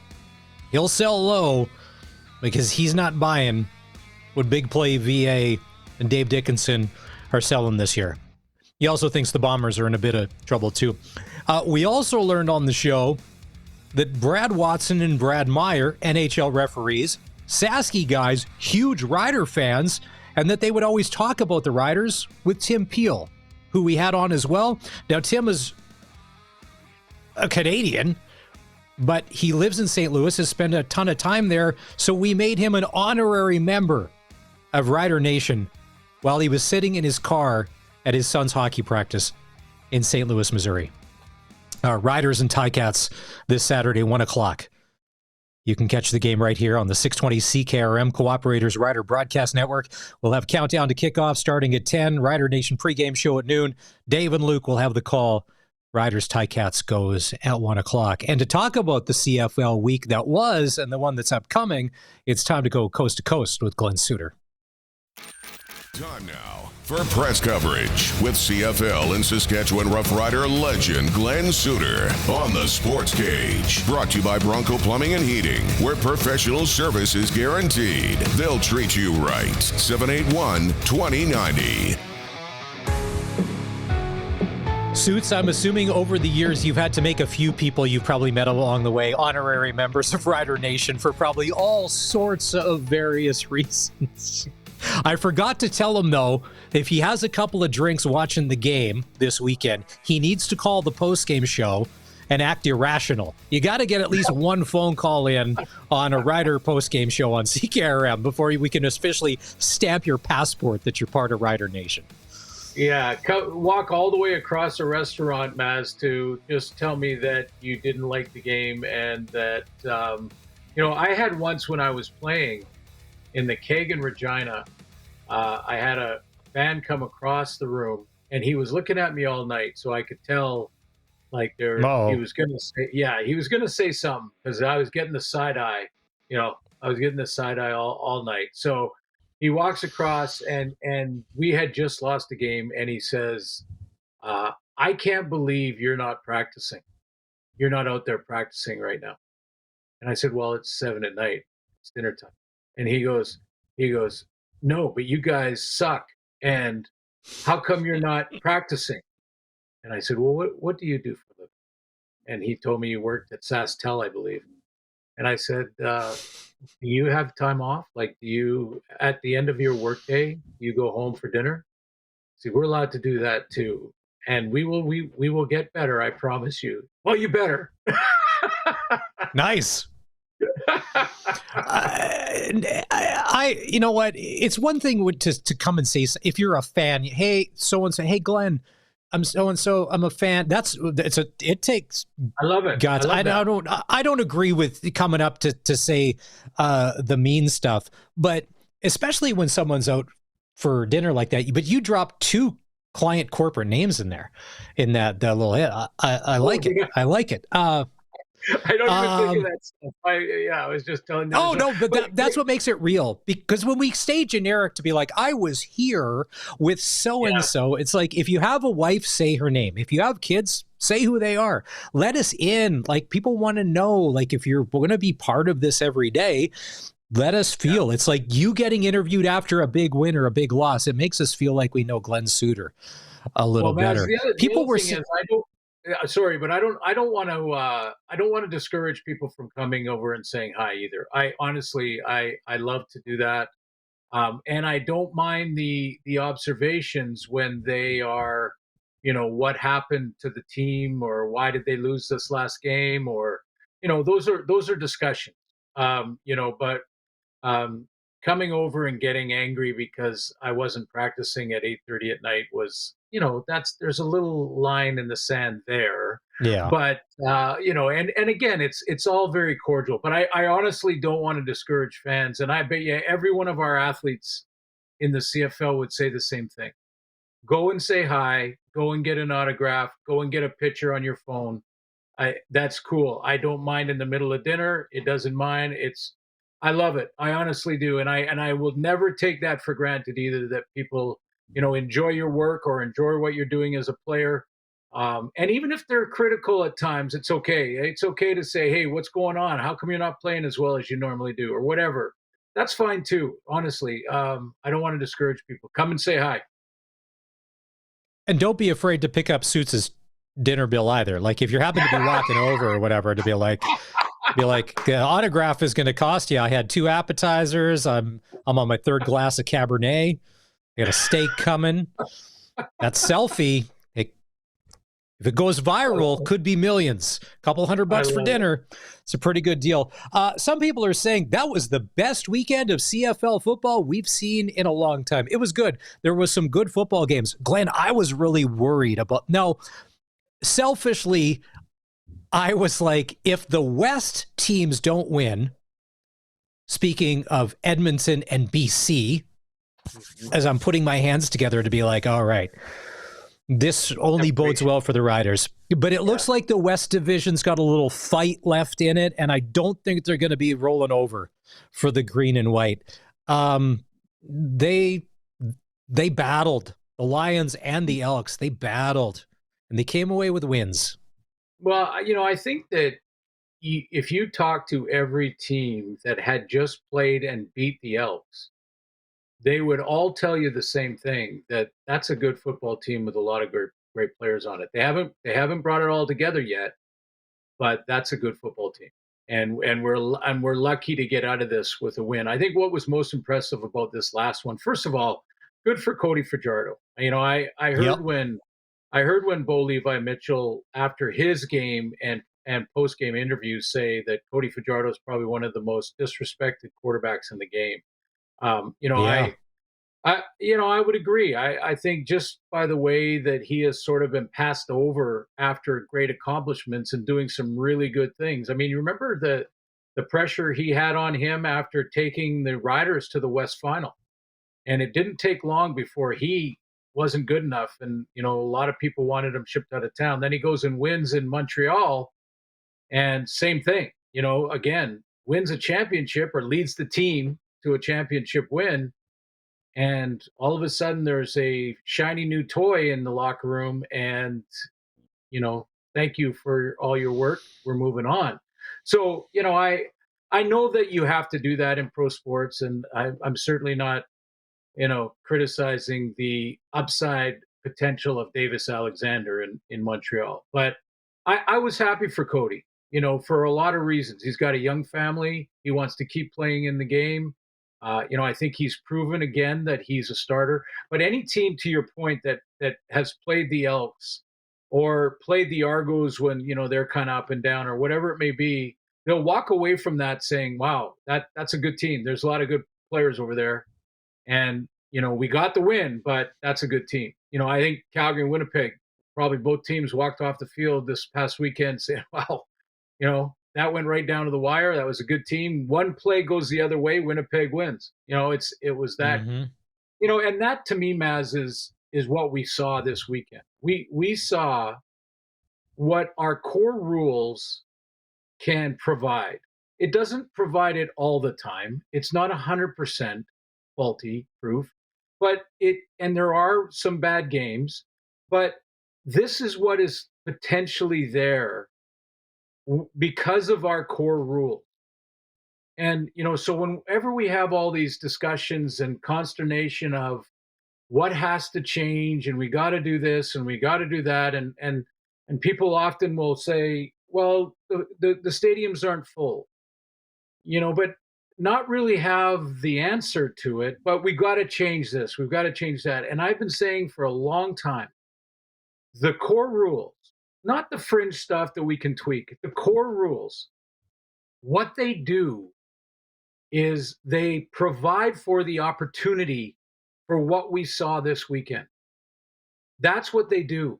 The special team, the single point when you miss a field goal, having to run the ball out of the end zone or give up a point on a kickoff. That was a huge strategy concern or issue in the Calgary game. They gave up. The Bombers gave them 2 points for free because they let the ball go into the end zone and on a kickoff and they kneeled down. And that was a strategy to get the ball at the 40-yard line. However, you run that out, you can't be, loosey-goosey with points and just give away free points. So, all of those things, the goalposts where they are, the size of the field, they all led to the opportunity for this to happen and for games to end like this, where you can come back from down 3 scores. In the final 3 minutes, you can get enough possessions to come back from 17 points. It's there for that reason. And that's why when we discuss these things, and by the way, I'd love to see our commissioner just stand up and say, look, either change the rule of the single point or don't change it, but whichever you decide, let's just stop talking about it. Please, can we just stop talking about it? Because it's been 50 years, either change it and let's move on, or don't change it and let's move on. Either way, let's move on. And the core of the rules led to this weekend. It's rare to see all 4 games and the way they did and be as exciting in the end the way they were. That's rare. But we have 6 of our 9 quarterbacks completing over 70% of their passes this year. 70%. Maz, when I was playing, 57% was a good season. 70% now. Because the DBs and the safeties, Glenn, when you played, the DBs and safeties when you played, especially the safeties, especially wearing 27 in green, unstoppable, just wrecking offenses everywhere. You and Dustin called the Stampeder Blue Bomber game. Bombers got up 17-0. And in the old days, shut the door, the Brady Oliveira show is going to start, and here comes 155 yards, and there's nothing you're going to do about it. We'll tack on some field goals, maybe an extra touchdown here, there. Yep. But it's not the same Bomber team anymore. Vernon Adams Jr., and they chipped away Tevin Jones. So, Suits, I said this yesterday. Tevin Jones can make the incredible plays, but then in the fourth quarter drops the 7-yard crossing route that can keep the drive alive to give them a first down to get them closer. That's Tevin Jones in a nutshell. It was great to see Zach Collaros play. He took some hard shots. That Calgary defense, and maybe you're seeing it as well, they're getting better, and they've already played well, but they're getting better and better and better. Because Collaros, pretty quick release guy, but it seemed when the Stamps defense, the switch flipped and they just started to play, there were no answers for the Bombers. Well, the Calgary Stampeders have intercepted in 3 games Zach Collaros 4 times. Like, not in the past game, but they did twice in the 2 games previous. In both games, they got 2 picks, and 2 of them by Webb went back for touchdowns. So, yeah, that defense is making plays. But, I think with the Bombers, again, any team on any given day, for sure. I mean, I think that's the parity we have, even though there's teams lower in the standings like the Elks that are struggling at times. They get the big win in Montreal. But, I think, like we said, any given day at any time. I just had a great conversation with Coach O'Shea today when we talked about that game, the Calgary game, and he brought up again the 3 or 4 plays that had they gone the other way, we win that game. And so you can't get overly worried or overly concerned about your team just yet. But you got to find a way to make those key 3 or 4 plays. And so many of these games are coming down to that. So the one thing I will say, though, about the Bombers is that I think for the last 4 years, 5 years, this Grey Cup appearance team, the team that keeps getting back to the Grey Cup, has had this mystique about it that, like you said, up by 2 scores, they're closing the door. It's over. Their defense starts to dominate. They put tons of pressure on the quarterback. Willie Jefferson blows everything up as he often does. And then they score one more and they take the game. The fourth quarter, it's pretty much a done deal.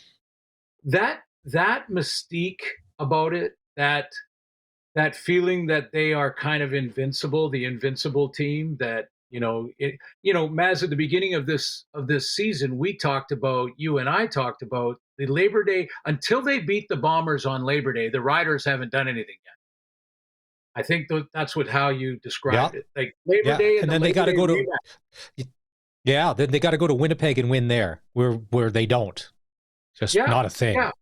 So that's a big game coming up. That's not very far away here to get into Winnipeg and see. And that's not going to be, even the way the Bombers have been up and down and 500 right now, that's going to be a tough win for the Riders. So, again, I think that's where we're at now with all of these teams. Ottawa is right in that same. You look at Ottawa's receiving core and tell me that's not a dangerous receiving core that could beat anybody with Drew Brown at the helm. It is. So, I know. I love the parity. If you were being honest, Suits, on Saturday, it was 22-1 for the Argos. I stopped watching. I was folding laundry. I was doing a million other things. I was not watching. The game was over. It's over.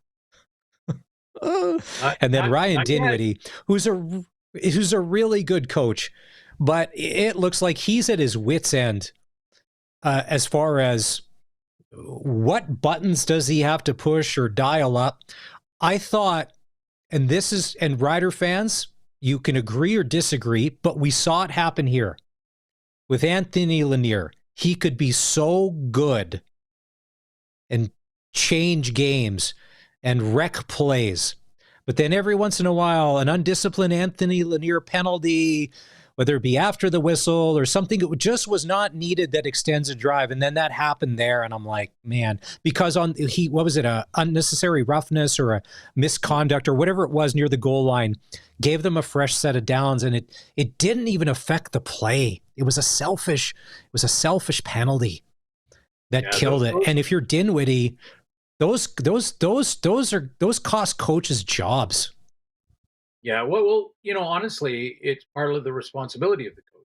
And, we've seen lack of discipline in Saskatchewan that probably was contributing factor to the changing of the coach a couple of years ago. Mm-hmm. So, I will tell you, and this is, I stole this from Kent Austin, who was a coach in Hamilton, of course, of a famous rider.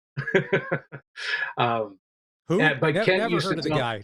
Yeah, exactly. Don't tell them we said that. Yeah, Kent used to tell me, he said, when you have those guys on your team that are repeat offenders in the personal foul department after the whistle, they're repeat offenders.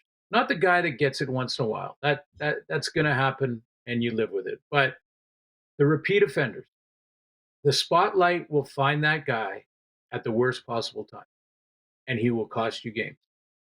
So you can either keep riding it out for those good moments, hoping, crossing your fingers that in the playoff game, in a one-possession game, he doesn't get that penalty for taking a swing at an offensive lineman or whatever it might be.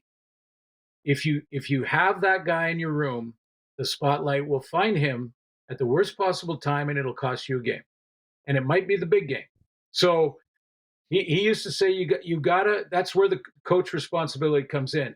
What Ryan Dinwiddie can't control, Maz, is that the amount of free agents he lost after they won the cup. Mm-hmm. And that happened. You're a good team. People are going to try to pluck players from your team. And Winnipeg goes through it too, all the time, and has over the last few years. But what he can control is the guys he does have the team. And I think that's why we're seeing that frustration publicly from Ryan Dinwiddie. We're seeing him just, someone's going to get cut. I've heard that, like, this is unacceptable. All these, frustrating moments that he's had in front of the microphone after games where he knows that you can't win when you're selfish. Not in this game. You can in other sports, but not in this game. Week 11 in the CFL starts Thursday. Ottawa is at Winnipeg. Toronto is at Edmonton on Friday. Elks could be looking at another win there, 2 in a row. Hamilton at Saskatchewan on Saturday at 1, and then Montreal at BC on Saturday. Another intriguing game. What's your schedule this week, Suits? What game or games are you doing? I have the Bomber game, so I leave tomorrow for Winnipeg. So we just talked to this morning. We talked to Ottawa. We talked to Drew Brown and Coach Bob Dice, and also the Bombers and Coach O'Shea and Brady Oliveira and Willie Jefferson. So those were our interviews today to get some info on that one. And then after that, I will have that Edmonton Argo game.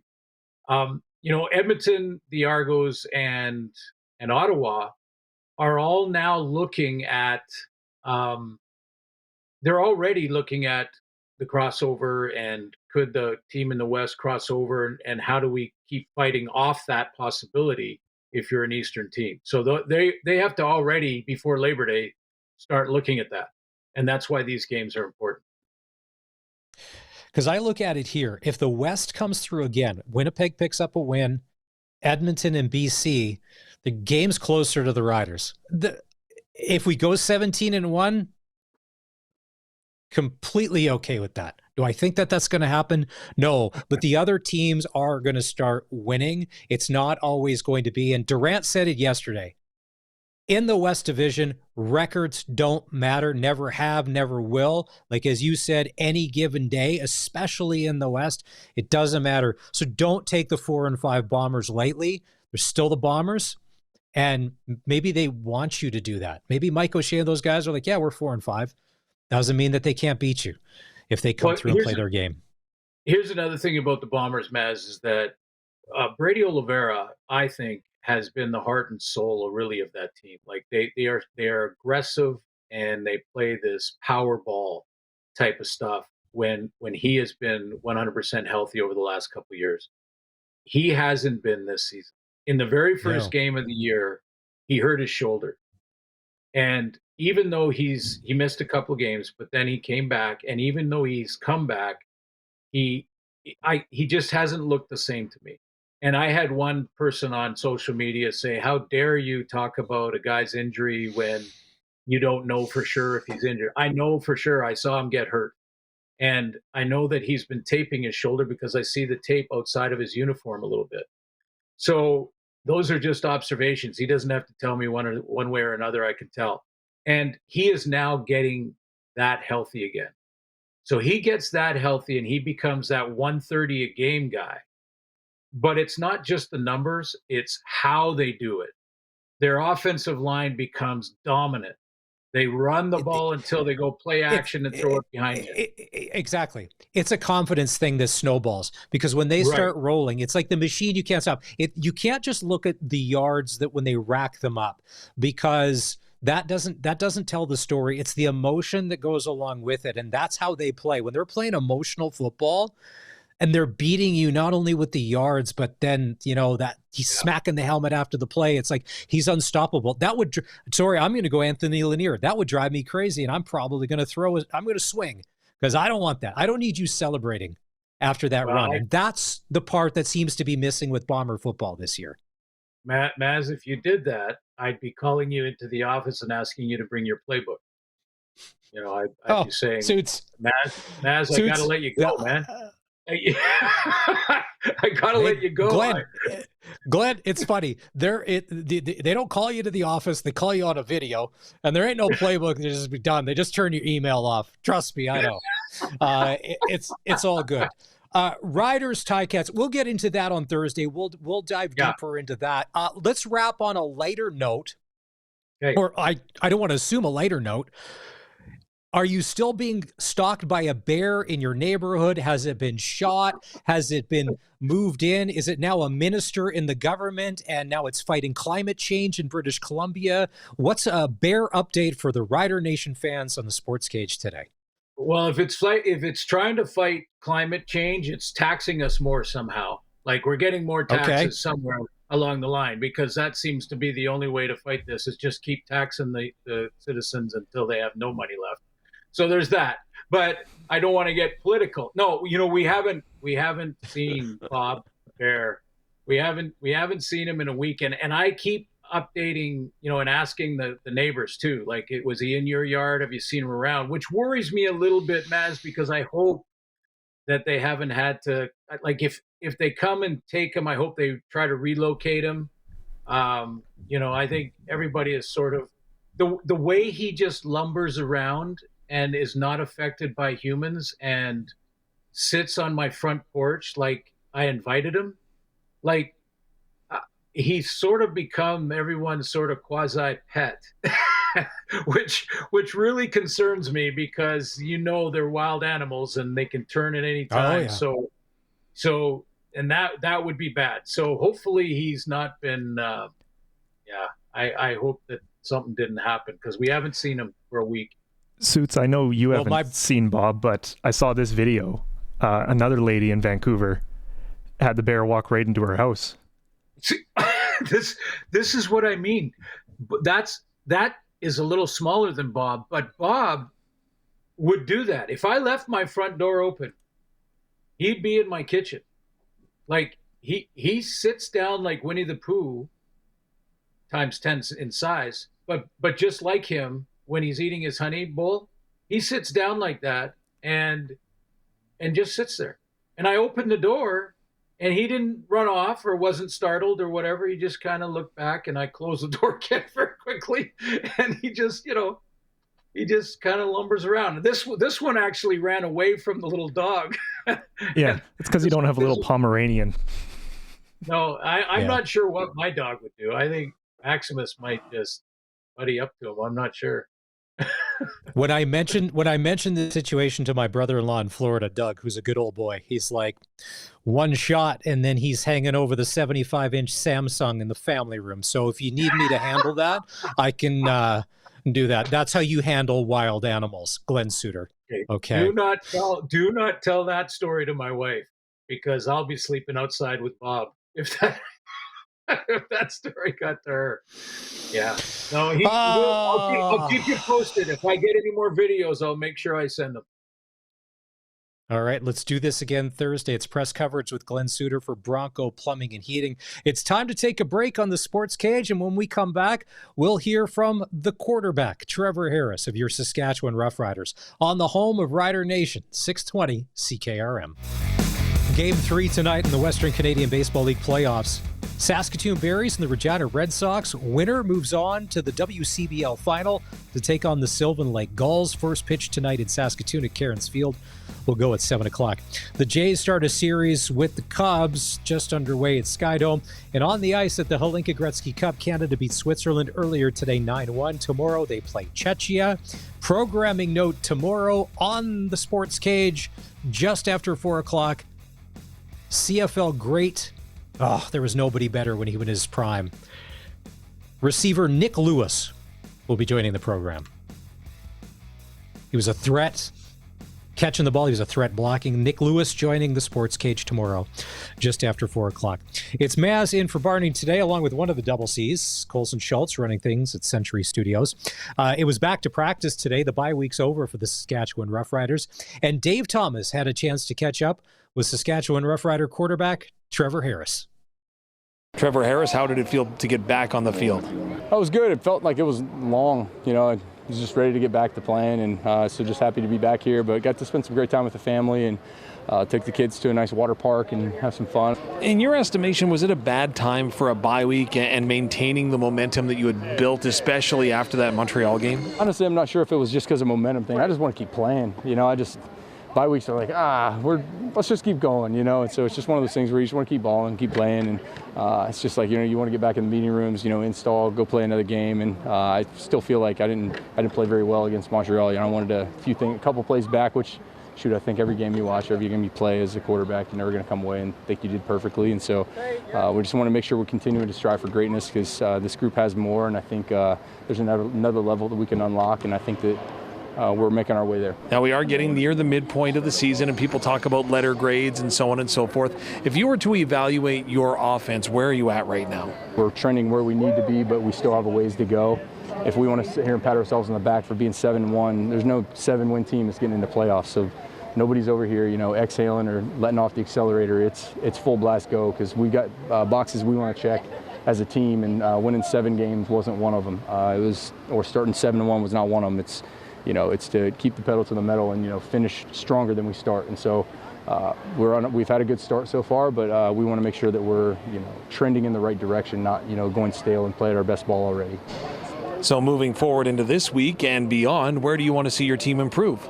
Yeah, I want us to be the most efficient team in the CFL in the red zone, and I want us to be the best team on second long, and I want us to be the most efficient team on first down. And so there's tons of things. There's always going to be spots that we can talk about with routes or depths or timing or certain spaces in zones or certain leverages in man, way to go those sorts of things in the pass game. And I think we can do a better job of establishing the run and getting AJ going, because those 100-yard games that we were seeing early in the year, they're going to happen again, because our offensive line's a tremendous offensive line. They're playing viciously well this year, and we just want to see those games pop again for AJ and make sure we're running the football effectively. Now, I know you'll never share the field with Bo Levi Mitchell, but obviously you two are competitors going head-to-head in this league for an awful long time.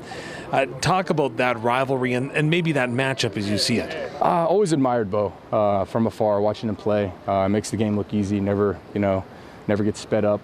He does a tremendous job of obviously his touchdown interception ratio is as good as I've seen up here since I've been up here this year, and he's done a tremendous job kind of reinventing himself in terms of, always wanting to take shots and go push the ball down the field no matter what, to taking what the defense gives him. And, when you find quarterbacks that can do that and take shots down the field, it becomes a problem. And so you can see that he's become a problem across the league. And so I have a lot of admiration and respect for Bo, but at the same time, I'm not going to be too worried about what he's doing in the game. I just got to make sure that I'm operating our offense as best we can and going against a really good defense. Trevor, this team in the last couple of years is 2-2 coming out of bye weeks. How do you make sure you pick up where you left off?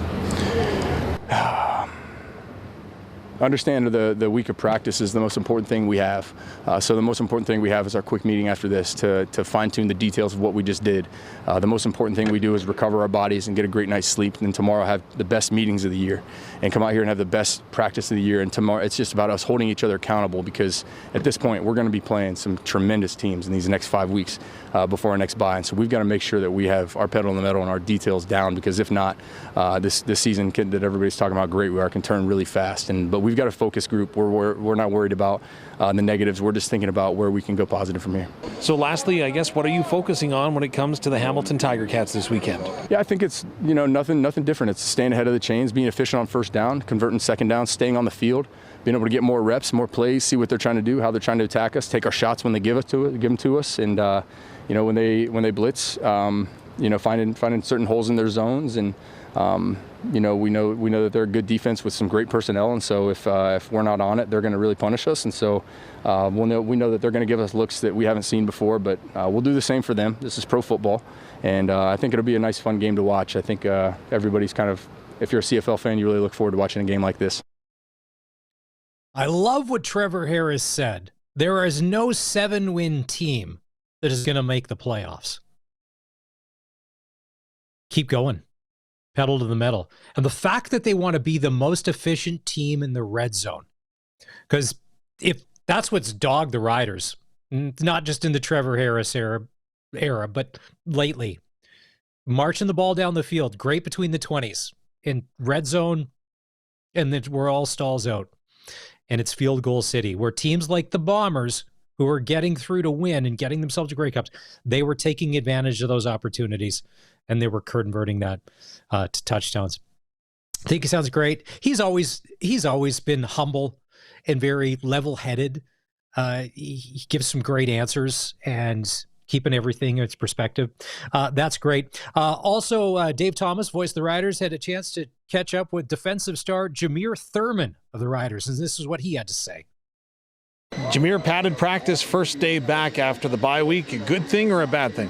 It's a good thing, It's been some time off. We're having the pads on, a week off. It was great. But, that's a good wake-up call when you get back to, hit somebody and use your arm, use your pads in practice. In your time in Saskatchewan, 2-2 coming off bye weeks, how do you make sure you pick up where you left off? Well, we just got to keep that same intensity, that we can't slack, can't get complacent. We just got to stay on top of each other. No minimal mistakes, and, just the energy has to be how we left off. So it's just keeping guys accountable and holding guys accountable and just going out there and executing. Playing a team that you played back in week number 2, I would suggest you've changed, but so have they. Yeah. What's the changes? I don't think neither team has really changed that much. If anything, guys have gotten a little better at executing a little more, but I still think they are who they are and we are who we are, and whoever executes the best is going to come out and win. Statistically, Bo Levi Mitchell is playing some of the best football of his career. You've seen a lot of that career. Have you seen him change? As far as what, though? Well, evolving, how he's come about as maybe being a different player. I think the main thing is he is healthy, and him being healthy, that's how he plays when he's healthy. So, that's a good thing, for him. Best of luck to him. But at the same time, he still has to come in here on Saturday and deal with us. Well, he has to deal with you. So what do you do to make his life difficult? Oh, he knows what I'm going to do. I'm not too worried about that. He knows what I bring to the table. I know what he brings to the table. So we just go out there and compete. Having that much familiarity with one another, then is it easier or harder to prepare for the other, knowing that somebody's got to have something different up their sleeve, don't they? Yeah, but at the same time, offensive guys, they know what their jobs are. We have to react on ours. So, he doesn't know what I'm going to do at the same time. But with film study, it goes a long way on game day. When you look at film study, how much are you looking in depth at tendencies, or do you rely on your eyes and your natural ability to decipher what's happening around you? Everything you just said, all of it plays a factor into it, and you just got to go out there and execute. It's been a busy show today. If you missed any part of it, voice of the Riders Dave Thomas, Glen Suitor, Arash Madani, and Tim Peel, retired NHL referee, host of the Snipes and Stripes podcast. That was a good interview. You can listen on demand wherever you get your podcasts, Apple, Spotify, or on our website at sportscage.com. The 2025 Canada Summer Games are going on in Newfoundland. And last week, before she flew out, Barney had a chance to catch up with Hayden Cott, the flag bearer for Team Saskatchewan, who opened things up for our province. And this is their chat. 16-year-old Hayden Cott from Regina is going to be heading to the Canada Games, and she's been selected as the flag bearer to walk things in for Team Saskatchewan. Hayden, congratulations on that. How did you find out? This past week I was in Niagara for Canada Cup, which is a volleyball tournament, and so I was with my Team SAS team, and I walked out of the game, and I went to check my phone, and my basketball coach had texted me congratulations, and I didn't really know what she was talking about, so I read her message, and I was super surprised. I went and told my volleyball coach, and I hugged her because I knew she also nominated me, and then I went and told my mom and my sister, who were also there, and it was just a very heartfelt moment. It could have gone to anybody, and I'm just surprised it went to me.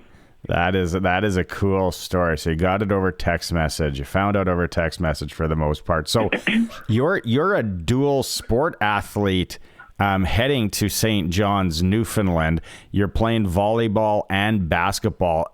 Do they probably don't fall at the same time, or do they? What are going to be the challenges with that? The first week is all basketball, and then there's one turnover day, and then volleyball happens. So I should be good. No really challenges because they're 2 separate weeks, but obviously resting and recovering in that one turnover day, and resting and recovering on those maybe some days off that I have on the basketball week. No doubt. So what will that entail? Like the resting and recovery, because obviously when you go to a place like that, you want to take in as much as you can as well. So are you going to maybe have to juggle the sightseeing or maybe going to watch some other events just to get some rest in? Well, luckily for me, we had Canada Basketball Nationals last year in St. John's, so I've already seen some of it. But obviously I want to see more of it. But yeah, putting myself over watching other teams maybe and making sure that I'm being 100%. And then just listening to my body, I guess, like icing, like sleeping as much as possible, like taking care of myself before I go. Instead of putting, I go me before like any other team, I guess. The other cool thing that I read is your father, Garrett Cott, was a multi-sport athlete back in 1993.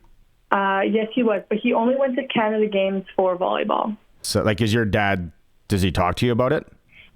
Sometimes. He just talks about all the memories he has from it and, like, all the friendships that he has to this day with the guys and how it's unforgettable and stuff.